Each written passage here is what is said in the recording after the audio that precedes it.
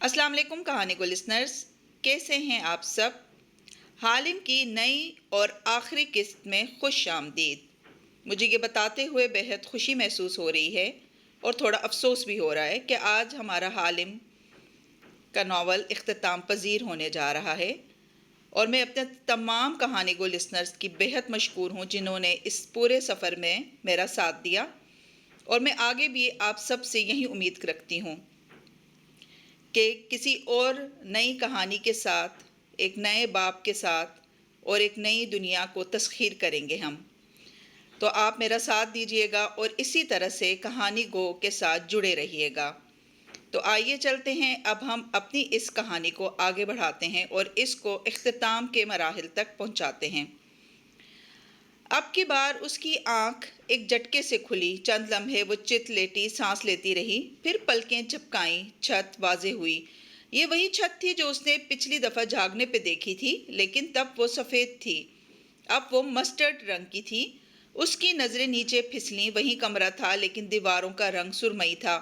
पर्दे सब्ज फूलों वाले थे। मेज़ों पे फूल रखे थे, फाइलें रखी थीं। उसके हाथ से जुड़ी नालियों में सफ़ेद नहीं बल्कि रंगदार माया कतरा कतरा टपक रहा था। वो चौंक के उठी। उसकी तवानाई वापस आ चुकी थी। इधर उधर हाथ मारा। एक घंटी बज उठी। तालिया ने बटन से अपने बेड को पीछे से ऊंचा किया, फिर अपने चेहरे को छुआ। वो ठीक थी, वो हरकत कर सकती थी। उसका जिस्म अब मफलूज नहीं था, फिर भी दिल जोर जोर से धड़क रहा था। दरवाज़ा खुला और एक नर्स अंदर दाखिल हुआ। हाथ में फाइल पकड़े वो तालिया के सामने आ खड़ा हुआ। मुस्कुरा के उसे दोपहर बखैर कहा। आप जाग गई? बिल आखिर। बिल आखिर? वो सकते में आ गई। मैं कितनी देर से बेहोश थी? अब तो हमने दिनों का हिसाब रखना भी छोड़ दिया था। चेतालिया, ये कौन सा साल है? उसका सांस रुक गया था। ये 2030 है। आप पिछले 9 साल से कोमा में थीं और आज आप जागी हैं। वक्त एक लम्हे को थम गया। तालिया मुराद का सांस रुक गया। उसकी सारी हसियात सुन हो गई। इसे लगा वो अगला सांस नहीं ले सकेगी, लेकिन फिर उसने बद्दिक्कत सांस खींची। कितने पैसे दिए तुम्हें दातिन ने यह मजाक करने के लिए?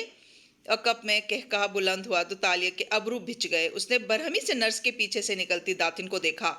लड़की, तुम्हारे चेहरे के तासुरात रिकॉर्ड करने वाले थे। वो गर्दन पीछे फेंक के हंसती हुई आगे आई। नर्स भी चेहरा नीचे करके हंसी रोकते हुए मुड़ गया। तालिया उसे खा जाने वाली नजरों से घूरे गई। Not funny दातिन, not funny. उसने अपने दिल पे हाथ रखा जो एक लम्हे के लिए इतनी बुरी तरह डूबा था कि अभी तक उसकी धड़कन नॉर्मल नहीं हुई थी। रिलैक्स गर्ल, तुम कल रात यहाँ लाई गई थी और अभी इस बात को पूरा दिन भी नहीं गुजरा। मुझे समझ आ गया था। तालिया ने पीछे को टेक लगाई और उलझे हुए अंदाज में पर्दों को देखा। वो सफ़ेद क्यों नहीं थे? क्या फाते मेरे साथ थे किसी वक्त? हाँ, वो सुबह तक यहीं थे। तो वो ख्वाब नहीं था, लेकिन ये कमरा सफ़ेद था। वो बिड़बिड़ाई। या मैं वही देख रही थी जो मैं देखना चाहती थी? तुम क्या देखना चाहती थी? मेरी हैप्पी एंडिंग जिसका रंग सफ़ेद हो। लेकिन नहीं, सब कुछ इतना सफ़ेद नहीं हो सकता जितना मुझे दिखा था। फिर उसने सर झटका और दातिन को देखा। खैर, मीशा का बताओ, उसने एतराफ़ कर लिया। अब तो अपोजिशन फाते को इम्पीच नहीं करेगी ना? मीशा? दातिन ने इस्तफहामिया अंदाज में अबरू उठाया। ये मत कहना अब की बार तुम्हारी याददाश्त खो गई है। वो चिढ़ गई। तालिया, मीशा कहाँ है तुम्हें पता है? अब की दफ़ा वो वाकई सांस लेना भूल गई। दातिन, दातिन, मीशा मेरे साथ थी उस तारीख गली में। उसने किसी को फ़ोन किया था। फाते ने मुझे बताया कि पकड़ी गई है और सब ठीक हो गया है। क्या फाते ने तुम्हें ये बताया, या तुमने वो सुना जो तुम सुनना चाहती थी? दातिन ने गहरी सांस ली और उसके साथ बेड पे बैठी। फिर उसका नालियों में जकड़ा हाथ अपने हाथों में लिया। तालिया, जब एडम वहां गया तो तुम उस गली में तन्हा थी। वहां मीशा नहीं थी, वहां कोई भी नहीं था। नहीं, वो उलझते हुए सीधी हुई, कनपट्टी पे हाथ रखा। उसका सर फिर से दर्द करने लगा था। वो वहीं थी। उसने मिसेस शीला का नेकलेस चुराया था। वो नेकलेस पुलिस को उस डंपस्टर से मिल गया जिसके साथ से तुम मिली थी। मगर मीशा ने मेरे फ़ोन से किसको कॉल की थी? उसने साइड टेबल पर धरा अपना फ़ोन उठाया और स्क्रीन खोली। वहाँ तमाम कॉल्स का रिकॉर्ड मौजूद था। जिस वक्त की वो बात कर रही थी उस वक्त किसी को कॉल नहीं की गई थी। अलबत्ता एडम की बहुत सी मिस्ड कॉल्स आई हुई थीं। तालिया, मीशा वहाँ नहीं थी। एडम तुम्हारे लिए परेशान था क्योंकि तुम फ़ोन नहीं उठा रही थी। वो तुम्हें लेने आया तो तुम उस गली में बेहोश मिली। वो तुम्हें अस्पताल ले आया। तुम्हें सादा सी फूड पॉइजनिंग हुई थी। नहीं, ये फूड पॉइजनिंग नहीं थी। कुछ गलत है। मेरी हालत ऐसे ایسے فوڈ پوائزننگ میں نہیں ہوتا۔ وہ بے چینی سے اپنے ہاتھ سے لگی نالیاں الٹ پلٹ کے دیکھنے لگی۔ پھر اس نے سائڈ ٹیبل پہ دری دواؤں کی ٹرے قریب کرنی چاہی تو داتن نے اسے روک دیا۔ تالیہ، میری بات سنو، میشا کا خیال دل سے نکال دو، وہ غائب ہو چکی ہے۔ لیکن اگر میشا نہیں پکڑی گئی اور اس نے اعتراف نہیں کیا تو فاتح کا عہدہ کیسے بچ گیا؟ وہ لچتے ہوئے کہتے ہوئے دوائیاں ٹٹول کے دیکھ رہی تھی۔ دوسری جانب خاموشی چھائی رہی تو تالیہ نے چونک کے گردن موڑی۔ داتن کی شکل دیکھ کے اس کا دل ڈوبا۔ آج سوموار ہے، آج اپوزیشن نے ان کو امپیچ کرنا تھا۔ اگر میشا نہیں ملی تو اس کی نظریں دیوار پہ لگی ٹی وی اسکرین کی جانب اٹھی۔ وہ تاریک تھی۔ میں فاتح کو نہیں بچا سکی؟ اس کے لب بے یقینی سے پھڑپھڑائے۔ داتن، ٹی وی آن کرو۔ مگر تالیہ، تم ابھی ریسٹ کرو۔ پلیز ٹی وی آن کرو۔ اس نے بے چینی سے داتن کا ہاتھ تھاما۔ آنکھوں سے آنسو ٹپکنے لگے۔ انہوں نے کئی برس اپنے اس خواب کے لیے محنت کی ہے، مگر یہ سارے لوگ ان کے خلاف جمع ہو کے ان کو ہرانے جا رہے ہیں اور میں کچھ نہیں کر سکی۔ داتن چپ چاپ اٹھی اور ٹی وی آن کیا۔ اسکرین روشن ہوئی تو سامنے ہی نیوز دکھائی دے گئی۔ پارلیمان کا منظر دکھایا جا رہا تھا۔ پردھان منتری اپنے ڈیسک کے پیچھے کھڑا کچھ کہہ رہا تھا اور سب خاموشی سے سن رہے تھے۔ نیچے چلتی پٹیاں یہ بتا رہی تھیں کہ پردھان منتری کا پیش کیا گیا تعلیمی بل منظور ہو گیا تھا اور اب وہ بل قانون بن چکا تھا۔ اس کی تقریر جانے کب سے جاری تھی۔ تالیہ بنا پلکیں جھپکائے اسے دیکھے گئی۔ وہ گرے سوٹ میں ملبوس تھا۔ اس نے بال دائیں جانب کر کے جیل سے جما رکھے تھے۔ وہ ہاتھ میں کاغذ کا ایک ٹکڑا پکڑے سنجیدگی سے کہہ رہا تھا اور اس کی آواز ایوان کی اونچی دیواروں سے ٹکرا ٹکرا کے پلٹ رہی تھی۔ جہاں مجھے اس بات کی خوشی ہے کہ میرے ممبران اسمبلی نے اس بل کو منظور کیا اور اسے قانون کا حصہ بنایا، وہاں مجھے اس بات کا افسوس بھی ہے کہ بہت سے ممبرز نے اس کے خلاف ووٹ دیا۔ وہ مائک میں کہہ رہا تھا۔ تالیہ سانس روکے سنے گئی۔ کیا یہ ممبرز اپنے بچوں کا سامنا نہیں کرتے؟ کیا یہ اپنے بچوں کو جواب دہ نہیں ہیں؟ ہم انسان سب سے زیادہ محنت اپنے بچوں کے لیے کرتے ہیں۔ کیا ہم ان کی تعلیم کے لیے یہ آپس کے اختلافات بھلا نہیں سکتے تھے؟ کیا اپنے چھوٹوں کے لیے ہم ذرا بڑے نہیں ہو سکتے تھے؟ وہ بول رہا تھا اور سب خاموشی سے سن رہے تھے۔ کچھ لوگ لاپرواہی سے آپس میں سرگوشیاں بھی کر رہے تھے۔ صوفیہ رحمان کاغذات کا ایک پلندہ لیے ساتھ بیٹھے شخص کے ساتھ سر جوڑے کچھ کہہ رہی تھی۔ یہ فاتح کی تقریر کے بعد امپیچمنٹ کی قرارداد پیش کرے گی۔ وہ اسکرین کو دیکھتے ہوئے بڑبڑائی، یہ تیار ہو کے آئی ہے، اس کے پاس اتنے لوگ ہوں گے جو یہ قرارداد کامیاب کر سکیں۔ لیکن جن لوگوں نے فاتح کے بل کے حق میں ووٹ دیا ہے وہی لوگ امپیچمنٹ کے حق میں ووٹ کریں گے کیا؟ ایک ہی وقت میں ایسے لوگ فاتح کے حق اور فاتح کے خلاف کیوں ووٹ کریں گے؟ کیونکہ تعلیمی بل اوپن بیلٹ کے طور پہ پیش ہوا تھا۔ اخلاقی مجبوری آڑے آ گئی۔ وہ اسکرین کو دیکھتے ہوئے کہہ رہی تھی، اور ان لوگوں کو دنیا دکھانے کو بل کے حق میں ووٹ دینا پڑا۔ امپیچمنٹ کا ووٹ سیکرٹ بیلٹ سے ہوگا۔ جس کی جہاں وفاداری ہوگی وہ وہی ووٹ دے گا۔ مگر چپ کرو، مجھے سننے دو۔ اسکرین پہ نظر آتا فاتح کہہ رہا تھا، میں یہ بھی جانتا ہوں کہ کچھ لوگوں نے تعلیمی بل کے حق میں ووٹ صرف اس لیے دیا ہے کیونکہ انہیں یقین ہے کہ وان فاتح کی وزارت عظمیٰ محفوظ ہے۔ وہ رکا۔ اب کہ ہر شخص چونک کے اسے دھیان سے سننے لگا۔ فاتح نے گہری سانس اندر کھینچی۔ چند دن پہلے میری ای میل لیکس والا معاملہ سامنے آیا تھا۔ بہت سی سرگوشیاں بلند ہوئیں۔ یہ پہلی دفعہ تھی جب وان فاتح بنا سوال کے اس بات کا ذکر کر رہا تھا۔ میں نے اس وقت یہ کہا تھا کہ جو بھی ذمہ دار ہوا اس کو سزا دی جائے گی۔ اس معاملے کی تحقیق کروائی جائے گی اور ہم نے ایسا ہی کیا۔ ہم نے اس کی پوری تحقیق کروائی۔ اس میں ثابت یہ ہوا کہ وہ رکا۔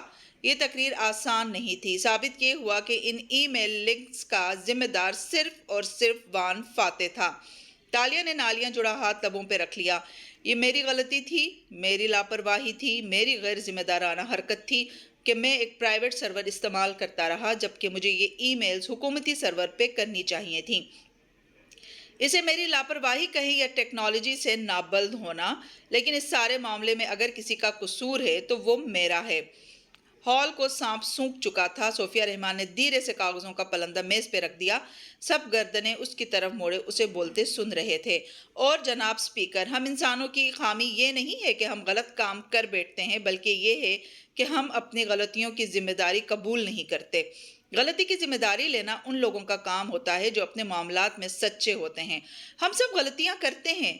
میں چاہتا تو کسی بھی ٹیکنیکلٹی کے پیچھے چھپ سکتا تھا۔ کوئی قانونی شک، کوئی دھوکہ، کسی اور پہ الزام، کچھ بھی مجھے بچا سکتا تھا۔ فاتح کو بولتے دیکھتی اس کی آنکھیں ڈبڈبا گئیں۔ لیکن اگر میں ایسا کرتا تو میں یہ نہ ہوتا، یہ وان فاتح نہ ہوتا۔ وان فاتح ایسا نہیں ہے۔ وان فاتح کو یہ عہدہ عزیز ہے، لیکن وہ اس لیے اس عہدے کے لیے لڑتا تھا تاکہ لوگوں کو یہ بتا سکے کہ سچ بولنا کتنا اہم ہے۔ اس نے اتنے عرصے ایمانداری سے کام اس لیے کیا تاکہ دوسروں کو انسپائر کر سکے۔ ہمیں کسی کون گیم، کسی ٹیکنیکلٹی، کسی قانونی شک کے پیچھے چھپ کے خود کو بچانے کی ضرورت نہ پڑے۔ اگر ہمیں سچ بولنا آتا ہو، صرف سچ ہمیں آزاد کر سکتا ہے اور صرف سچ ہمیں بچا سکتا ہے۔ وہ نم آنکھوں سے مسکرا دی۔ ہسپتال کے اس کمرے میں اس وقت بالکل خاموشی چھائی تھی۔ فاتح کی آواز کے سوا وہاں کوئی آواز نہ تھی، تالیہ کے سانس لینے کی بھی نہیں۔ میں اپنے آپ کو ایک بہت اچھا پردھان منتری تصور کرتا ہوں۔ میں نے کبھی اپنے ملک کو نقصان نہیں پہنچایا۔ میں نے ہمیشہ اپنے لوگوں کی بہتری کے لیے فیصلے کیے ہیں۔ میں جانتا ہوں کہ میرے لوگوں کو اس بات نے دکھ پہنچایا ہے کہ ان کے پردھان منتری کی معمولی غفلت ان کے لیے ہزیمت کا باعث بنی ہے۔ یہ میری غلطی ہے اور میں اس غلطی کی ذمہ داری قبول کرتا ہوں۔ اس لیے میرا اخلاقی فرض ہے کہ میں اس کرسی سے سبکدوش ہو جاؤں۔ اس کو معلوم تھا وہ کیا کہنے جا رہا ہے۔ وہ اس کے الفاظ اس کے ذہن سے پڑھ سکتی تھی۔ اسے اسی دن کا ڈر تھا، لیکن جب یہ دن آیا تو وہ غمزدہ نہیں تھی، کم از کم اتنی نہیں جتنا اسے خوف تھا۔ میں وان فاتح بن رامزل ملیشیا کے پردھان منتری کی حیثیت سے اخلاقی وجوہات پہ استعفیٰ دیتا ہوں۔ یہ کہتے اس نے ایک پرنٹ شدہ کاغذ اٹھایا اور اپنی کرسی کے پیچھے سے نکلا۔ ممبران پارلیمان ایک دوسرے کو مڑ مڑ کے دیکھ رہے تھے۔ کسی نے زبان دانتوں تلے دے ڈالی، کسی نے ماتھے پہ ہاتھ رکھ کے سر جھکا دیا۔ وہ اب ڈیسک کے عقب سے نکل کے روش پہ چلتا اسپیکر کے ڈیسک کی طرف جا رہا تھا۔ اوپر گیلری میں بیٹھے افراد اپنی اپنی جگہوں سے اٹھ کے اسے دیکھ رہے تھے۔ اپنی نشست سے اسپیکر کی کرسی تک کی واک بہت طویل تھی۔ اس واک کو عبور کرنے کی ہمت کرنا آسان نہ تھا۔ وان فاتح متوازن قدم اٹھاتا اسپیکر کے چبوترے تک آیا۔ اس کے چہرے پہ ایک مغموم مسکراہٹ تھی۔ اس نے کاغذ اسپیکر کو دیا تو اسپیکر اپنی جگہ سے اٹھ کھڑا ہوا۔ فاتح واپس پلٹ گیا۔ گیلری میں موجود افراد تالیاں بجانے لگے۔ کسی ایک نے پہلی تالی پیٹی اور وہ تالیاں جنگل کی آگ کی طرح پوری گیلری میں پھیل گئیں۔ فاتح اسی مغموم مسکراہٹ کے ساتھ اپنے ڈیسک تک واپس آ رہا تھا۔ اس نے ہاتھ اوپر اٹھا کے تالیاں بجاتے لوگوں کو ہلکا سا لہرایا اور اس روش کی طرف بڑھ گیا جو خارجی دروازے کی سمت جاتی تھی۔ ممبران پارلیمان بے اختیار ڈیسک بجانے لگے، لیکن ان کے ڈیسک کا شور کم تھا۔ گیلری میں بیٹھے عوام کی تالیاں ان پہ حاوی ہو گئیں۔ وہ اپنے اوپر لگے سارے داغ ایک اخلاقی جرات سے دھو چکا تھا۔ لوگ کھڑے ہوئے اسی طرح تالیاں بجاتے رہے۔ کسی آنکھ میں آنسو تھے، کسی لب پہ مغموم مسکراہٹ تھی۔ کوئی پریشان تھا، کوئی اندر سے خوش تھا، لیکن ان سب تاثرات اور جذبات پہ تالیوں کی گونج حاوی ہو گئی، یہاں تک کہ وان فاتح پارلیمان کے دروازے سے باہر نکل گیا۔ صوفیہ رحمان نے آہستہ سے کاغذ تہہ کر کے ایک فائل میں رکھ دیا۔ وہ مسکرا کے اپنی ہیروں جڑی انگوٹھی پہ ہاتھ پھیرنے لگی۔ اس کے گروہ کے ایک دوسرے کی طرف جھکے سر واپس سیدھے ہو گئے۔ اسکرین کو دیکھتی تالیہ نم آنکھوں سے مسکرائی۔ یہ لوگ وان فاتح کو کیا نکالیں گے؟ وہ خود انہیں اپنی زندگی سے نکال کے جا رہے ہیں۔ آنسو اس کے گال پہ پھسل رہے تھے۔ وہ اتنی غمزدہ نہیں تھی جتنا اس کو خوف تھا۔ سری پردھانہ کی دیواریں اس سے پہر مغموم سی خاموشی میں ڈوبی تھیں۔ پردھان منتری کے آفس کے باہر موجود سٹافرز ڈھیلے ڈھالے انداز میں اپنے کام نپٹا رہے تھے۔ بار بار نگاہیں اس پاور آفس کے دروازوں کی طرف بلند ہوتی تھیں جہاں وان فاتح کچھ دیر پہلے اندر گیا تھا۔ وہ سب جانتے تھے کہ وہ اسے اپنے آفس میں آخری دفعہ دیکھ رہے تھے۔ عجیب غیر یقینی صورتحال بن چکی تھی۔ آفس کے اندر فاتح اپنی میز کے پیچھے کھڑا تھا۔ میز پہ ایک باکس کھلا رکھا تھا جس میں وہ اپنی چیزیں ڈال رہا تھا۔ آریانہ کی تصویر کا فریم، جولیانا اور سکندر کے فریم، اپنی فلیگ پن، ایک ننھا سا پودا، اپنا چائے کا مگ۔ سامنے کھڑا شاہدان اداسی سے اسے دیکھ رہا تھا۔ داتوسری، ہم آپ کو بہت مس کریں گے۔ فاتح نے سر اٹھا کے اسے دیکھا، مسکرایا، پھر سر نیچے کر کے اپنا کام کرنے لگا۔ ٹویٹر پہ لوگ ابھی سے ٹرینڈز ٹویٹ کر رہے ہیں کہ وان فاتح اپنا استعفیٰ واپس لے لیں، اور آپ نے، شاہدان نے ایک نظر میز پہ رکھے دوسرے استعفیٰ کو دیکھا، آپ نے پارٹی کی رکنیت تک سے استعفیٰ دے دیا ہے۔ میرے سیاست کرنے کے دن ختم ہو چکے ہیں شاہدان، وہ اپنا لیپ ٹاپ اندر رکھتے ہوئے بولا۔ میں نے اس کرسی پہ کئی سال حکومت کی اور یہ جان لیا کہ مجھے خوشی نہیں دے سکتی، لیکن آپ اس کرسی پہ رہ کے بہت کچھ کر سکتے تھے۔ اپنے ملک کے لیے کوئی کام کرنے کے لیے اس کرسی کی ضرورت نہیں ہوتی۔ مجھے یہ بات سمجھنے میں ایک عمر بیت گئی ہے، میں اس کے بغیر بھی بہت کچھ کر سکتا ہوں۔ وہ مڑا اور پیچھے بنے کیبنٹ تک گیا، پھر سیاہ کور والی فائلز کا پلندہ اٹھایا۔ شاہدان تیزی سے آگے بڑھا اور جلدی سے باقی فائلز اٹھوائیں، پھر انہوں نے ان کو باکس میں ڈالا۔ آپ اب پردھان منتری نہیں رہے، ان فائلز کا کیا کریں گے؟ میں اب بھی ایک وکیل ہوں اور مجھے کوئی چیز اتنی خوشی نہیں دے سکتی جتنی بے گناہ قیدیوں کی رہائی دے گی۔ یہ کرسی بھی نہیں۔ آپ ان کیسز پہ کام کریں گے؟ شاہدان نے خوشگوار حیرت سے دیکھا۔ فاتح نے ڈبہ بند کرتے مسکرا کے اس بات میں سر ہلایا۔ استعفیٰ دینے سے پہلے میں نے فیصلہ کر لیا تھا کہ میں ایک NGO بناؤں گا جس کے ذریعے میں ان بے گناہ لوگوں کو انصاف دلواؤں گا۔ میرے پاس پیسہ بھی ہے اور تعلقات بھی۔ مجھے امید ہے کہ میں اس معاملے میں بہت کچھ کر سکتا ہوں، لیکن اس کے لیے مجھے نیک نیت لوگ چاہیے ہیں جو میرے ساتھ چلیں۔ وہ ڈھکن بند کر کے رکا اور کچھ سوچتے ہوئے شاہدان کو دیکھا۔ تم نے یہ فائلز اکٹھی کی تھیں، تم سے زیادہ ان لوگوں کا غم کسی کو نہیں ہے۔ تم چاہو تو میرے ساتھ آ سکتے ہو، میرے اس کام کا حصہ بن سکتے ہو۔ شاہدان چند لمحے کچھ بول نہ سکا، پھر ہچکچایا۔ کیا میں سوچنے کا وقت لے سکتا ہوں؟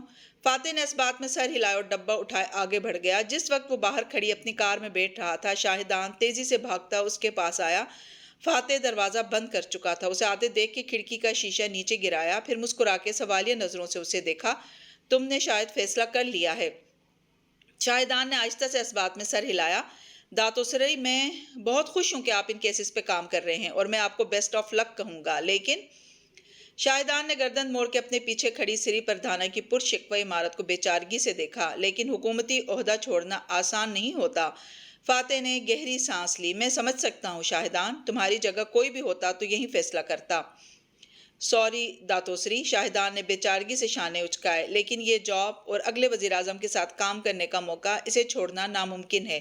فاتح نے مسکرا کے سر کو جنبش دی اور شیشہ اوپر کر لیا۔ اس کی کار آگے بڑھ گئی۔ سری پردھانا کے تمام ملازمین اپنی اپنی کھڑکیوں سے پردھان منتری کو رخصت ہوتے دیکھ رہے تھے۔ گیٹ پہ موجود اہلکار سیلیوٹ کر رہے تھے، کوئی سینے پہ ہاتھ رکھے تعظیم پیش کر رہا تھا۔ وہ قومی میک اور ماڈل کی بنی کار میں بالآخر 6 برس بعد اس محل سے رخصت ہو چکا تھا۔ ہسپتال کا کمرہ مختلف رنگوں کا امتزاج لیے باہر سے آتی روشنی سے منور تھا۔ TC اسکرین پہ ایک ہی خبر بار بار دکھائی جا رہی تھی۔ اب تو نیوز کاسٹر کی آواز سے اکتا کہ تالیہ نے اسکرین میوٹ کر رکھی تھی۔ خود وہ بیڈ پہ اٹھ کے بیٹھی تھی۔ بیڈ کے ساتھ جڑی ٹرے سامنے سیٹ کر رکھی تھی جس پہ کھانے کے برتن سجے تھے۔ وہ ابھی تک ہسپتال کے گاؤن میں ملبوس تھی، کھلے بال کانوں کے پیچھے اڑس رکھے تھے اور چہرہ کمزور ویران سا لگتا تھا۔ وہ بے توجہ سے سوپ کے چمچ بھر کے پی رہی تھی۔ دیوار کے ساتھ ایڈم کھڑا تھا، سینے پہ بازو لپیٹے، دیوار سے ٹیک لگائے، وہ گردن موڑے اسکرین کو دیکھ رہا تھا۔ استعفیٰ دینے کے علاوہ بھی اس مسئلے کا حل نکالا جا سکتا تھا۔ وہ افسوس سے بولا تو تالیہ نے نظریں اٹھا کے اسے دیکھا۔ وہ وان فاتح ہیں، ان کا ضمیر ایسے مطمئن نہ ہوتا۔ مگر انہوں نے کوئی جرم نہیں کیا تھا، وہ محض ایک غلطی تھی۔ اگر میں ان کی جگہ ہوتا تو ایسا نہ کرتا، اس سے زیادہ اچھا حل نکالتا۔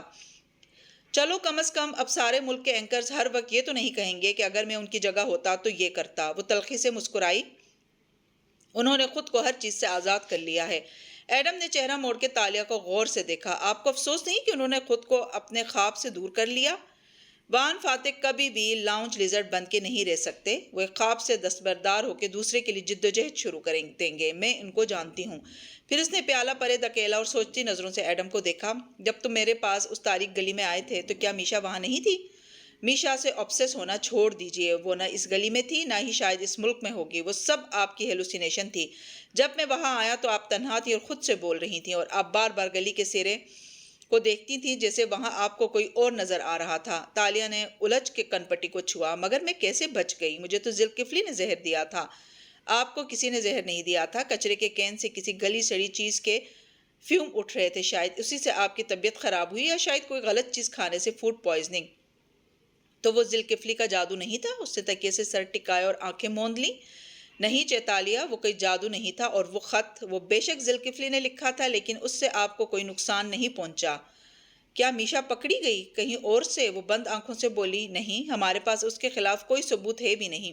اس کی تلاش کروانا وان فاتح کو بے عزت کرنے والی بات ہے، اور اب ویسے بھی وہ پردھان منتری نہیں رہے تو یہ کیس ٹھپ ہو جائے گا، اور میشا کبھی پکڑی نہیں جائے گی۔ وہ آنکھیں موندے بڑبڑائی، اور خدا کرے وہ میرے خوابوں اور تخیل میں آنا بھی چھوڑ دے۔ میشا کو بھول جائیں، کچھ مجرم کبھی نہیں پکڑے جا سکتے۔ جب ان کا وقت آئے گا وہ حساب دے گی۔ کیا آپ کو ابھی تک سمجھ نہیں آیا کہ وقت کے انتقام بہترین ہوتے ہیں؟ تالیہ خاموش رہی، ایسے لگا جیسے وہ سو گئی تھی۔ چلیں اب آپ آرام کریں، میں چلتا ہوں۔ ایڈم نے سینے پہ بندے بازو کھولے اور ایک افسوس بھری نظر اسکرین پہ ڈالی اور سر نفی میں ہلایا۔ میں ان کی جگہ ہوتا تو ایسا نہ کرتا۔ پھر دروازہ کھلنے اور بند ہونے کی آواز آئی۔ تالیہ نے آنکھیں نہیں کھولی۔ اس کی بصارت کے پردے پہ ایک منظر ابھر رہا تھا۔ دوائیوں کا اثر جیسے جیسے کم ہوتا جا رہا تھا ویسے ویسے وہ منظر صاف ہو رہا تھا، دھند چھٹ رہی تھی۔ وہ کوڑے کے ڈمپسٹر کے ساتھ دو زانوں بیٹھی تھی، اس کا جسم مفلوج ہو رہا تھا، آنکھیں دور گلی کے سرے پہ جمی تھی جہاں ایک سفید ہرن کھڑا اسے دیکھ رہا تھا۔ میشا اس کے سامنے پنجوں کے بل بیٹھی تھی، پھر اس نے تالیہ کی آنکھوں کے سامنے ہاتھ ہلایا۔ تالیہ کی پلکوں میں جنبش نہ ہوئی۔ میشا نے دھیرے سے اس کی جیکٹ کی جیب میں ہاتھ ڈالا اور اس کا فون نکالا، اسکرین روشن کی، شاید فون کب سے بج رہا تھا۔ اس نے اسے ان لاک کر کے کان سے لگایا، تاریکی اور سناٹے میں وہ فون سے آتی آواز مدھم سی سن سکتی تھی۔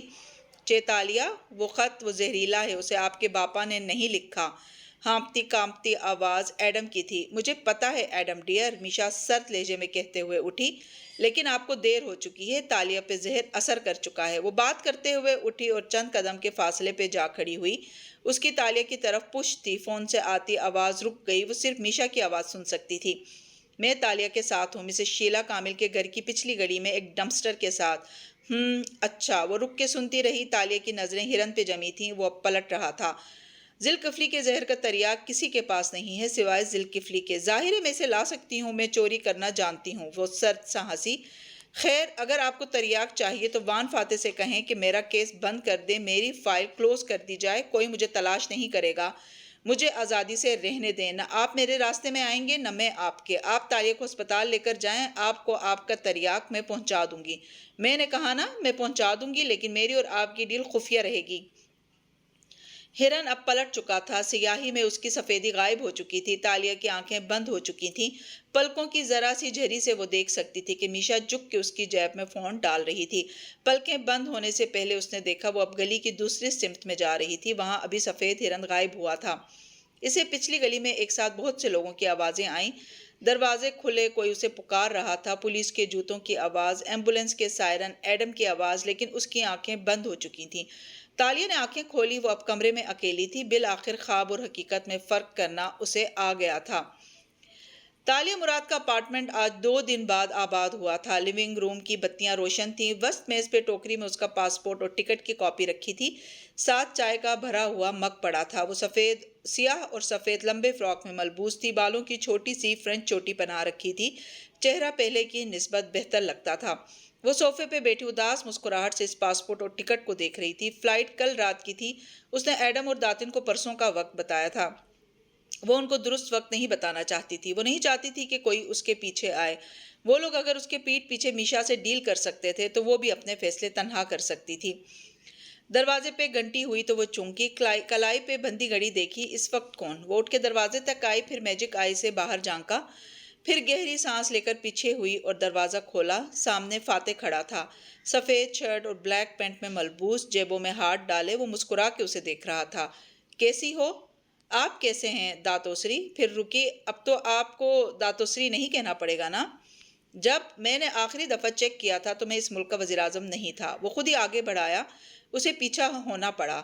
اندر آ کے وہ طائرانہ نگاہوں سے گردن گھما کے اطراف کا جائزہ لینے لگا۔ اور جب میں نے آخری دفعہ چیک کیا تھا تو تم بہت امیر تھی، پھر اتنا چھوٹا اور عام سا فلیٹ؟ لیونگ روم کے وسط میں کھڑے ہوئے فاتح نے حیرت سے اسے دیکھا۔ سیاہ سفید فراک والی لڑکی مسکرا کے کندھے اچکاتے ہوئے سامنے آئی۔ حالم کو اونچے گھروں کا اب شوق نہیں رہا، ویسے بھی ایک عارضی ٹھکانہ تھا۔ پھر کچن کاؤنٹر کی سمت چلی گئی۔ چائے پئیں گے؟ میں نے زندگی میں ایک بات سیکھی ہے کہ جو لوگ چائے کو انکار کرتے ہیں ان سے دوستی نہیں رکھنی چاہیے۔ وہ مسکرا کے کہتا ہوا آگے آیا اور بڑے صوفے پہ بیٹھا، ٹانگ پہ ٹانگ جمائے پوری توجہ سے اسے دیکھنے لگا جو کچن میں کام کر رہی تھی۔ میشا کا کچھ پتہ نہیں چلا؟ فاتح کی طرف پشت کیے وہ کیتلی میں چائے کا پانی رکھتے ہوئے بولی، میں پردھان منتری نہیں ہوں، اس لیے مجھے کچھ علم نہیں۔ وہ بظاہر لا علمی سے بولا۔ تالیہ مسکرا کے رہ گئی، کچھ باتوں کا ان کہا رہ جانا ہی اچھا ہوتا ہے۔ کیا تم ابھی تک مجھ سے ناراض ہو؟ نہیں فاتح، میں آپ سے شاید پہلے بھی ناراض نہیں تھی، وہ صرف وقتی غصہ تھا، اب تو یاد بھی نہیں کہ کس بات پہ تھا۔ وہ سر جھٹک کے اب مگ نکال رہی تھی، ابلتے پتوں کی مہک سارے میں پھیل گئی تھی۔ تو پھر جا کیوں رہی ہو؟ اس کا انداز ایسا تھا کہ تالیہ کے کام کرتے ہاتھ رک گئے، حلق میں گولا سا اٹکنے لگا، پھر اس نے تھوک نکلا، آنسو بھی نگل لیے اور کیتلی اٹھا کے اسے مگ میں انڈیلنے لگی۔ کیونکہ مجھے اس ملک میں نہیں رہنا اب۔ سنہری دار اب مگ میں گر رہی تھی، اس سے بھاپ اڑاتی خوشبو اوپر اٹھ رہی تھی۔ کنکھیوں سے اس نے دیکھا وہ ٹوکری میں رکھے اس کے کاغذ دیکھ رہا تھا۔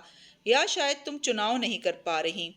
میں نے چناؤ کر لیا ہے، وہ مگ ٹرے میں لیے سامنے آئی اور انہیں میز پہ رکھا، پھر فاتح کے مقابل صوفے پہ بیٹھی۔ وہ نارمل لگ رہی تھی، نہ پریشان نہ اداس۔ دونوں کے درمیان اب ایک میز حائل تھی اور 2 چائے کے مگ۔ میں جانتی ہوں کہ آپ مجھے روکنے آئے ہیں، یہ بھی جانتی ہوں کہ آپ نے اپنی کرسی بچانے کے بجائے مجھے بچانے کا انتخاب کیا، لیکن میں نے وہ کاغذ آپ کو اس لیے دیے تھے تاکہ آپ انہیں سائن کر کے ہمارے درمیان سے مجبوری کا رشتہ ہمیشہ کے لیے ختم کر دیں۔ آپ اور میں کبھی بھی ساتھ نہیں چل سکتے، ہم دو بہت مختلف لوگ ہیں۔ میں آپ کی طرح سفید نہیں ہوں، میں سیاہ بھی نہیں ہوں، میں اس کے درمیان کچھ ہوں، مجھے اپنے آپ کو ڈھونڈنا ہے۔ آپ بھلے اس کاغذ پہ سائن کریں یا نہ کریں، آپ مجھے جانے سے نہ روکیں۔ آپ تالیہ کو تالیہ کی تلاش کے سفر میں جانے دیں۔ کیا تم نے ابھی تک خود کو تلاش نہیں کیا؟ وہ اسے دیکھتے ہوئے نرمی سے بولا۔ چائے کے مگ ہنوز انچھوئے رکھے تھے۔ تالیہ کا ذہن بھٹکا، اسے سبز آنکھوں والا سفید ہرن یاد آیا۔ نہیں، میں ابھی تک خود کو جان نہیں پائی ہوں۔ میں ایک پیچیدہ انسان ہوں فاتح، بہت پیچیدہ۔ مجھے ایک لمبے عرصے کے لیے اس سب سے دور جا کے خود کو سمجھنا ہے۔ اور تم کہاں جاؤ گی؟ مختلف ملکوں میں، مختلف تہذیبوں کے درمیان، ماضی کی یادوں اور حال کے لوگوں کے درمیان مجھے وقت گزارنا ہے۔ مجھے یہ دنیا بہت مشکل سے واپس ملی ہے۔ ہماری یہ دنیا جادوئی دنیا ہے فاتح، میں اس دنیا کو ایکسپلور کرنا چاہتی ہوں۔ میں ایک بیک پیک کے ساتھ کچھ بھی جمع کرنے کی تمنا کیے بغیر پہاڑوں پہ چڑھنا چاہتی ہوں، سمندروں کا سفر کرنا چاہتی ہوں، وہ کہہ رہی تھی اور اس کی آنکھوں میں ایک الوہی سی چمک تھی۔ اور کیا ہے جو تم نہیں کرنا چاہتی؟ یہ کون گیمز، یہ ناٹک، یہ حالم والے کام؟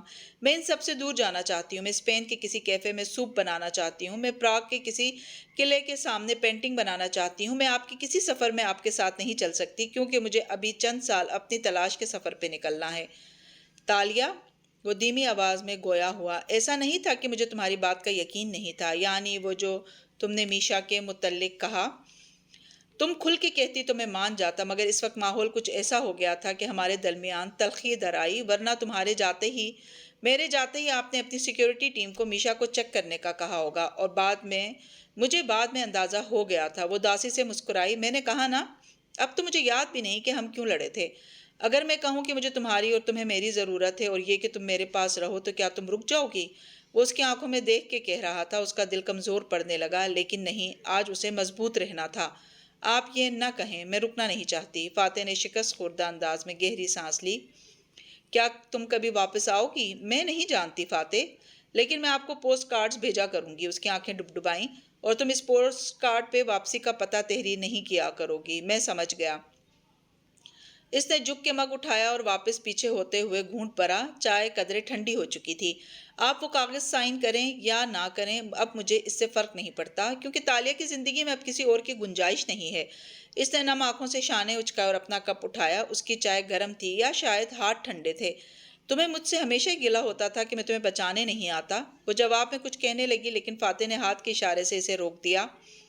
اور مجھے خود سے یہ گلہ ہے کہ فاتح نے پچھلے 6 سال سے، بلکہ 6 صدیوں سے تالیہ مراد کو بچانے کے سوا کچھ نہیں کیا۔ تالیہ نے پلکیں جھکا دیں۔ آئی ایم سوری، مجھے ایسا نہیں کہنا چاہیے تھا، لیکن پھر بھی میں آپ کا چناؤ نہیں کر سکی۔ ہم دو بہت مختلف لوگ ہیں، ہم کبھی بھی ساتھ خوش نہیں رہ سکیں گے۔ کیا تم کوشش بھی نہیں کرنا چاہو گی؟ تالیہ نے چہرہ اٹھا کے اسے دیکھا۔ اس کی آنکھیں بھیگی ہوئی تھیں۔ کیا تم ابھی تک نہیں سمجھ سکی کہ تم میری زندگی کی سب سے اہم انسان ہو تالیہ؟ وہ کہہ رہا تھا اور اس کے اندر کچھ موم کی طرح پگھلنے لگا تھا۔ نہیں، اسے پگھلنا نہیں تھا، ورنہ وہ کبھی خود کو اس ملک سے آزاد نہیں کر سکے گی۔ اسے یہاں سے دور جانا تھا، بہت دور۔ تم سوچتی ہو کہ میری زندگی میں تمہاری جگہ ہے یا نہیں؟ کیا تمہیں ابھی تک علم نہیں ہو سکا کہ میری زندگی ایک لمبے عرصے سے صرف تمہارے گرد گھوم رہی ہے؟ جب سے تم میری زندگی میں آئی ہو، ہر چیز تمہارے متعلق ہوتی تھی، ہر قدم، ہر کام، چاہے فاتح کو یاد تھا یا وہ بھول گیا تھا۔ فاتح رامزل کی زندگی تالیہ مراد کے گرد گھومنے لگی تھی۔ کیا تالیہ مراد کو بھول گیا ہے کہ فاتح اس کے پیچھے اس دوسری دنیا تک گیا تھا؟ مگر پھر ہمارے درمیان 6 سال آ گئے۔ وہ زخمی سا مسکرائی۔ اور تالیہ کو بھول گیا کہ فاتح نے 6 سال پہلے استعفیٰ دے دیا تھا، لیکن پھر میں نے وہ استعفیٰ لیا تھا۔ میں نے خود کو سنبھالا اور دوبارہ الیکشن لڑے تھے۔ میں اپنے خوابوں کی طرف اس لیے چل پڑا کیونکہ تم یہ چاہتی تھی، کیونکہ میں نے تم سے وعدہ کیا تھا کہ میں کسی ٹراما کا شکار ہو کے اس سب کو نہیں کھوؤں گا جس کے لیے میں نے برسوں محنت کی تھی۔ مجھے نہیں معلوم تھا کہ تم کہاں ہو، مگر ان 6 سالوں میں نے تمہارا بہت انتظار کیا تھا۔ مجھے یقین تھا کسی ایک دن دروازہ کھلے گا اور سامنے تم ہوگی، یا فون بجے گا اور میں اسے اٹھاؤں گا اور آگے سے تم بولو گی۔ میں نے کبھی یہ تصور نہیں کیا کہ تالیہ واپس نہیں آئے گی۔ ان 6 سالوں میں مجھے تمہاری ایک ایک بات یاد آتی رہی۔ تالیہ مراد کی یاد تالیہ سے بڑی ہوتی گئی۔ تمہاری کئی باتیں ازبر ہو گئیں مجھے، تمہیں پڑھنے کا فن آ گیا مجھے۔ اب میں جا رہی ہوں، اب ان باتوں کا فائدہ؟ ہاں تم جا رہی ہو، اب کیا فائدہ؟ اس نے گہری سانس لی، اس کے چہرے پہ ملال تھا، صرف ملال۔ میں یہ نہیں کہوں گا کہ تالیہ مجھے تم سے ایسی محبت ہے جو کسی نے کسی سے نہیں کی ہوگی، لیکن میں یہ ضرور کہوں گا کہ ہم نے 2 دنیاؤں کا سفر ایک ساتھ کیا ہے۔ اگر تمہیں لگتا ہے کہ ہم دونوں مختلف انسان ہیں یا ہماری زندگیوں میں ایک دوسرے کے لیے جگہ نہیں ہے تو تم نہ مجھے جانتی ہو نہ خود کو۔ تالیہ کی آنکھ سے ایک آنسو گرا اور گھال پہ لڑکا، لیکن اسے تہیہ کر رکھا تھا کہ وہ نہیں پگھلے گی۔ فاتح جو بھی کہے وہ خود کو مضبوط رکھے گی۔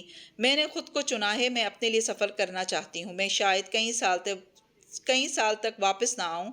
آپ مان لیں کہ آپ میرا انتظار نہیں کر سکیں گے۔ وہ مسکرایا، پھر اٹھ کھڑا ہوا۔ تمہارے خیال میں 6 سال میں نے اور کیا کیا ہے؟ وہ دروازے کی طرف بڑھ گیا۔ فاتح کو امید تھی کہ وہ اسے روک لے گی، وہ کہے گی کہ اتنا سب کچھ ہونے کے بعد اب تالیہ فاتح کو چھوڑ کے نہیں جا سکتی۔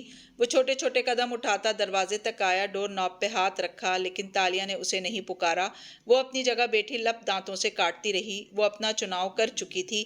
وان فاتح دروازے سے باہر نکل گیا، اس کا دل بھوجل تھا۔ کافی شاپ کے کاؤنٹر کے ساتھ اونچے سٹولز پہ اس صبح مختلف لوگ بیٹھے اپنی اپنی کافی سے لطف اندوز ہو رہے تھے۔ آج صبح سے بارش ہو رہی تھی، ایسے میں شاپ کے اندر پھیلی روسٹ ہوئے کافی بینز کی مہک نے ماحول بہت بنا رکھا تھا۔ بارسٹا ایک کے بعد ایک کافی کپ کاؤنٹر پہ رکھتی آوازیں لگا رہی تھی۔ ہر کپ پہ کافی لینے والے کا نام لکھا تھا، انچے ساحر، مسٹر ساحر۔ مصروف سے انداز میں اس نے آواز لگائی تو کاؤنٹر کی طرف پشت کیے کھڑا شخص اس جانب گھوما۔ اس نے سیاہ کوٹ کے اوپر سیاہ ہیٹ پہن رکھا تھا۔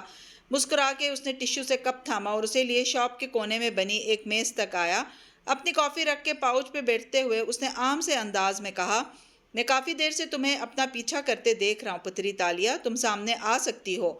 ذی الکفلی نے مسکرا کے چہرہ اوپر کیا، اس کی چمکتی آنکھیں متلاشی انداز میں ارد گرد گھومی اور پھر وہ اسے نظر آ گئی، ایک ستون کے پیچھے سے نکلتی تالیہ۔ اس نے گلابی پھولدار فراک کے اوپر سرمئی ہیٹ پہن رکھا تھا، اس کے ہیٹ پہ لگا پھول اور ساتھ جڑی موتیوں کی لڑی بھی سرمئی تھی۔ بال جوڑے میں بندھے تھے اور آنکھوں میں غصہ تھا، تنفر تھا۔ میں تم سے آج ایک آخری بات کرنے آئی ہوں۔ وہ جارحانہ انداز میں سامنے والے کاؤچ پہ بیٹھی اور میز پہ اپنے دونوں ہاتھ رکھے۔ میں سن رہا ہوں، مگر اتنے غصے میں کیوں ہو؟ ذی الکفلی نے مسکرا کے چینی کا پیکٹ اٹھایا اور کافی میں چھڑکا، پھر اسٹک سے اسے ہلایا، پھر ڈھکن بند کر کے نظریں اٹھائیں تو وہ اسی طرح اسے گھور رہی تھی۔ ویسے تم ابھی تک گئی نہیں، تمہاری آج فلائٹ ہے نا؟ اس نے ایک گھونٹ بھرتے ہوئے محظوظ انداز میں تالیہ کو دیکھا۔ تم نے مجھے زہر کیوں دیا؟ کیا تم نے مجھے دھوکہ نہیں دیا تھا؟ دونوں میں کوئی فرق ہے کیا؟ پہلے تم نے میرے باپ کو اپنے جادو میں دھکیلا، پھر مجھے۔ تمہارے پاس سارے سوالات کے جواب تھے، لیکن تم ذی الکفلی، تم ہم سب کو اپنی انگلیوں پہ کٹ پتلیوں کی طرح نچاتے دیکھتے رہے۔ وہ چبا چبا کے کہہ رہی تھی، اس کے انداز میں غصے کے ساتھ بے بسی بھی تھی۔ تم یہ سمجھتے ہو کہ تمہارے پاس بہت طاقت ہے، تم ہمیں ناکام ہوتے دیکھتے رہو گے۔ تم نے سب کچھ کیا، میں نے سب کچھ سہا۔ اوہ، تو یہاں وکٹم تم ہو؟ اس نے ابرو اٹھائی۔ ذی الکفلی، سنو میری بات۔ وہ آگے ہوئی اور مٹھی میز پہ زور سے رکھی۔ تمہاری اور میری لڑائی آپس میں تھی، تم فاتح کو درمیان میں کیوں لائے؟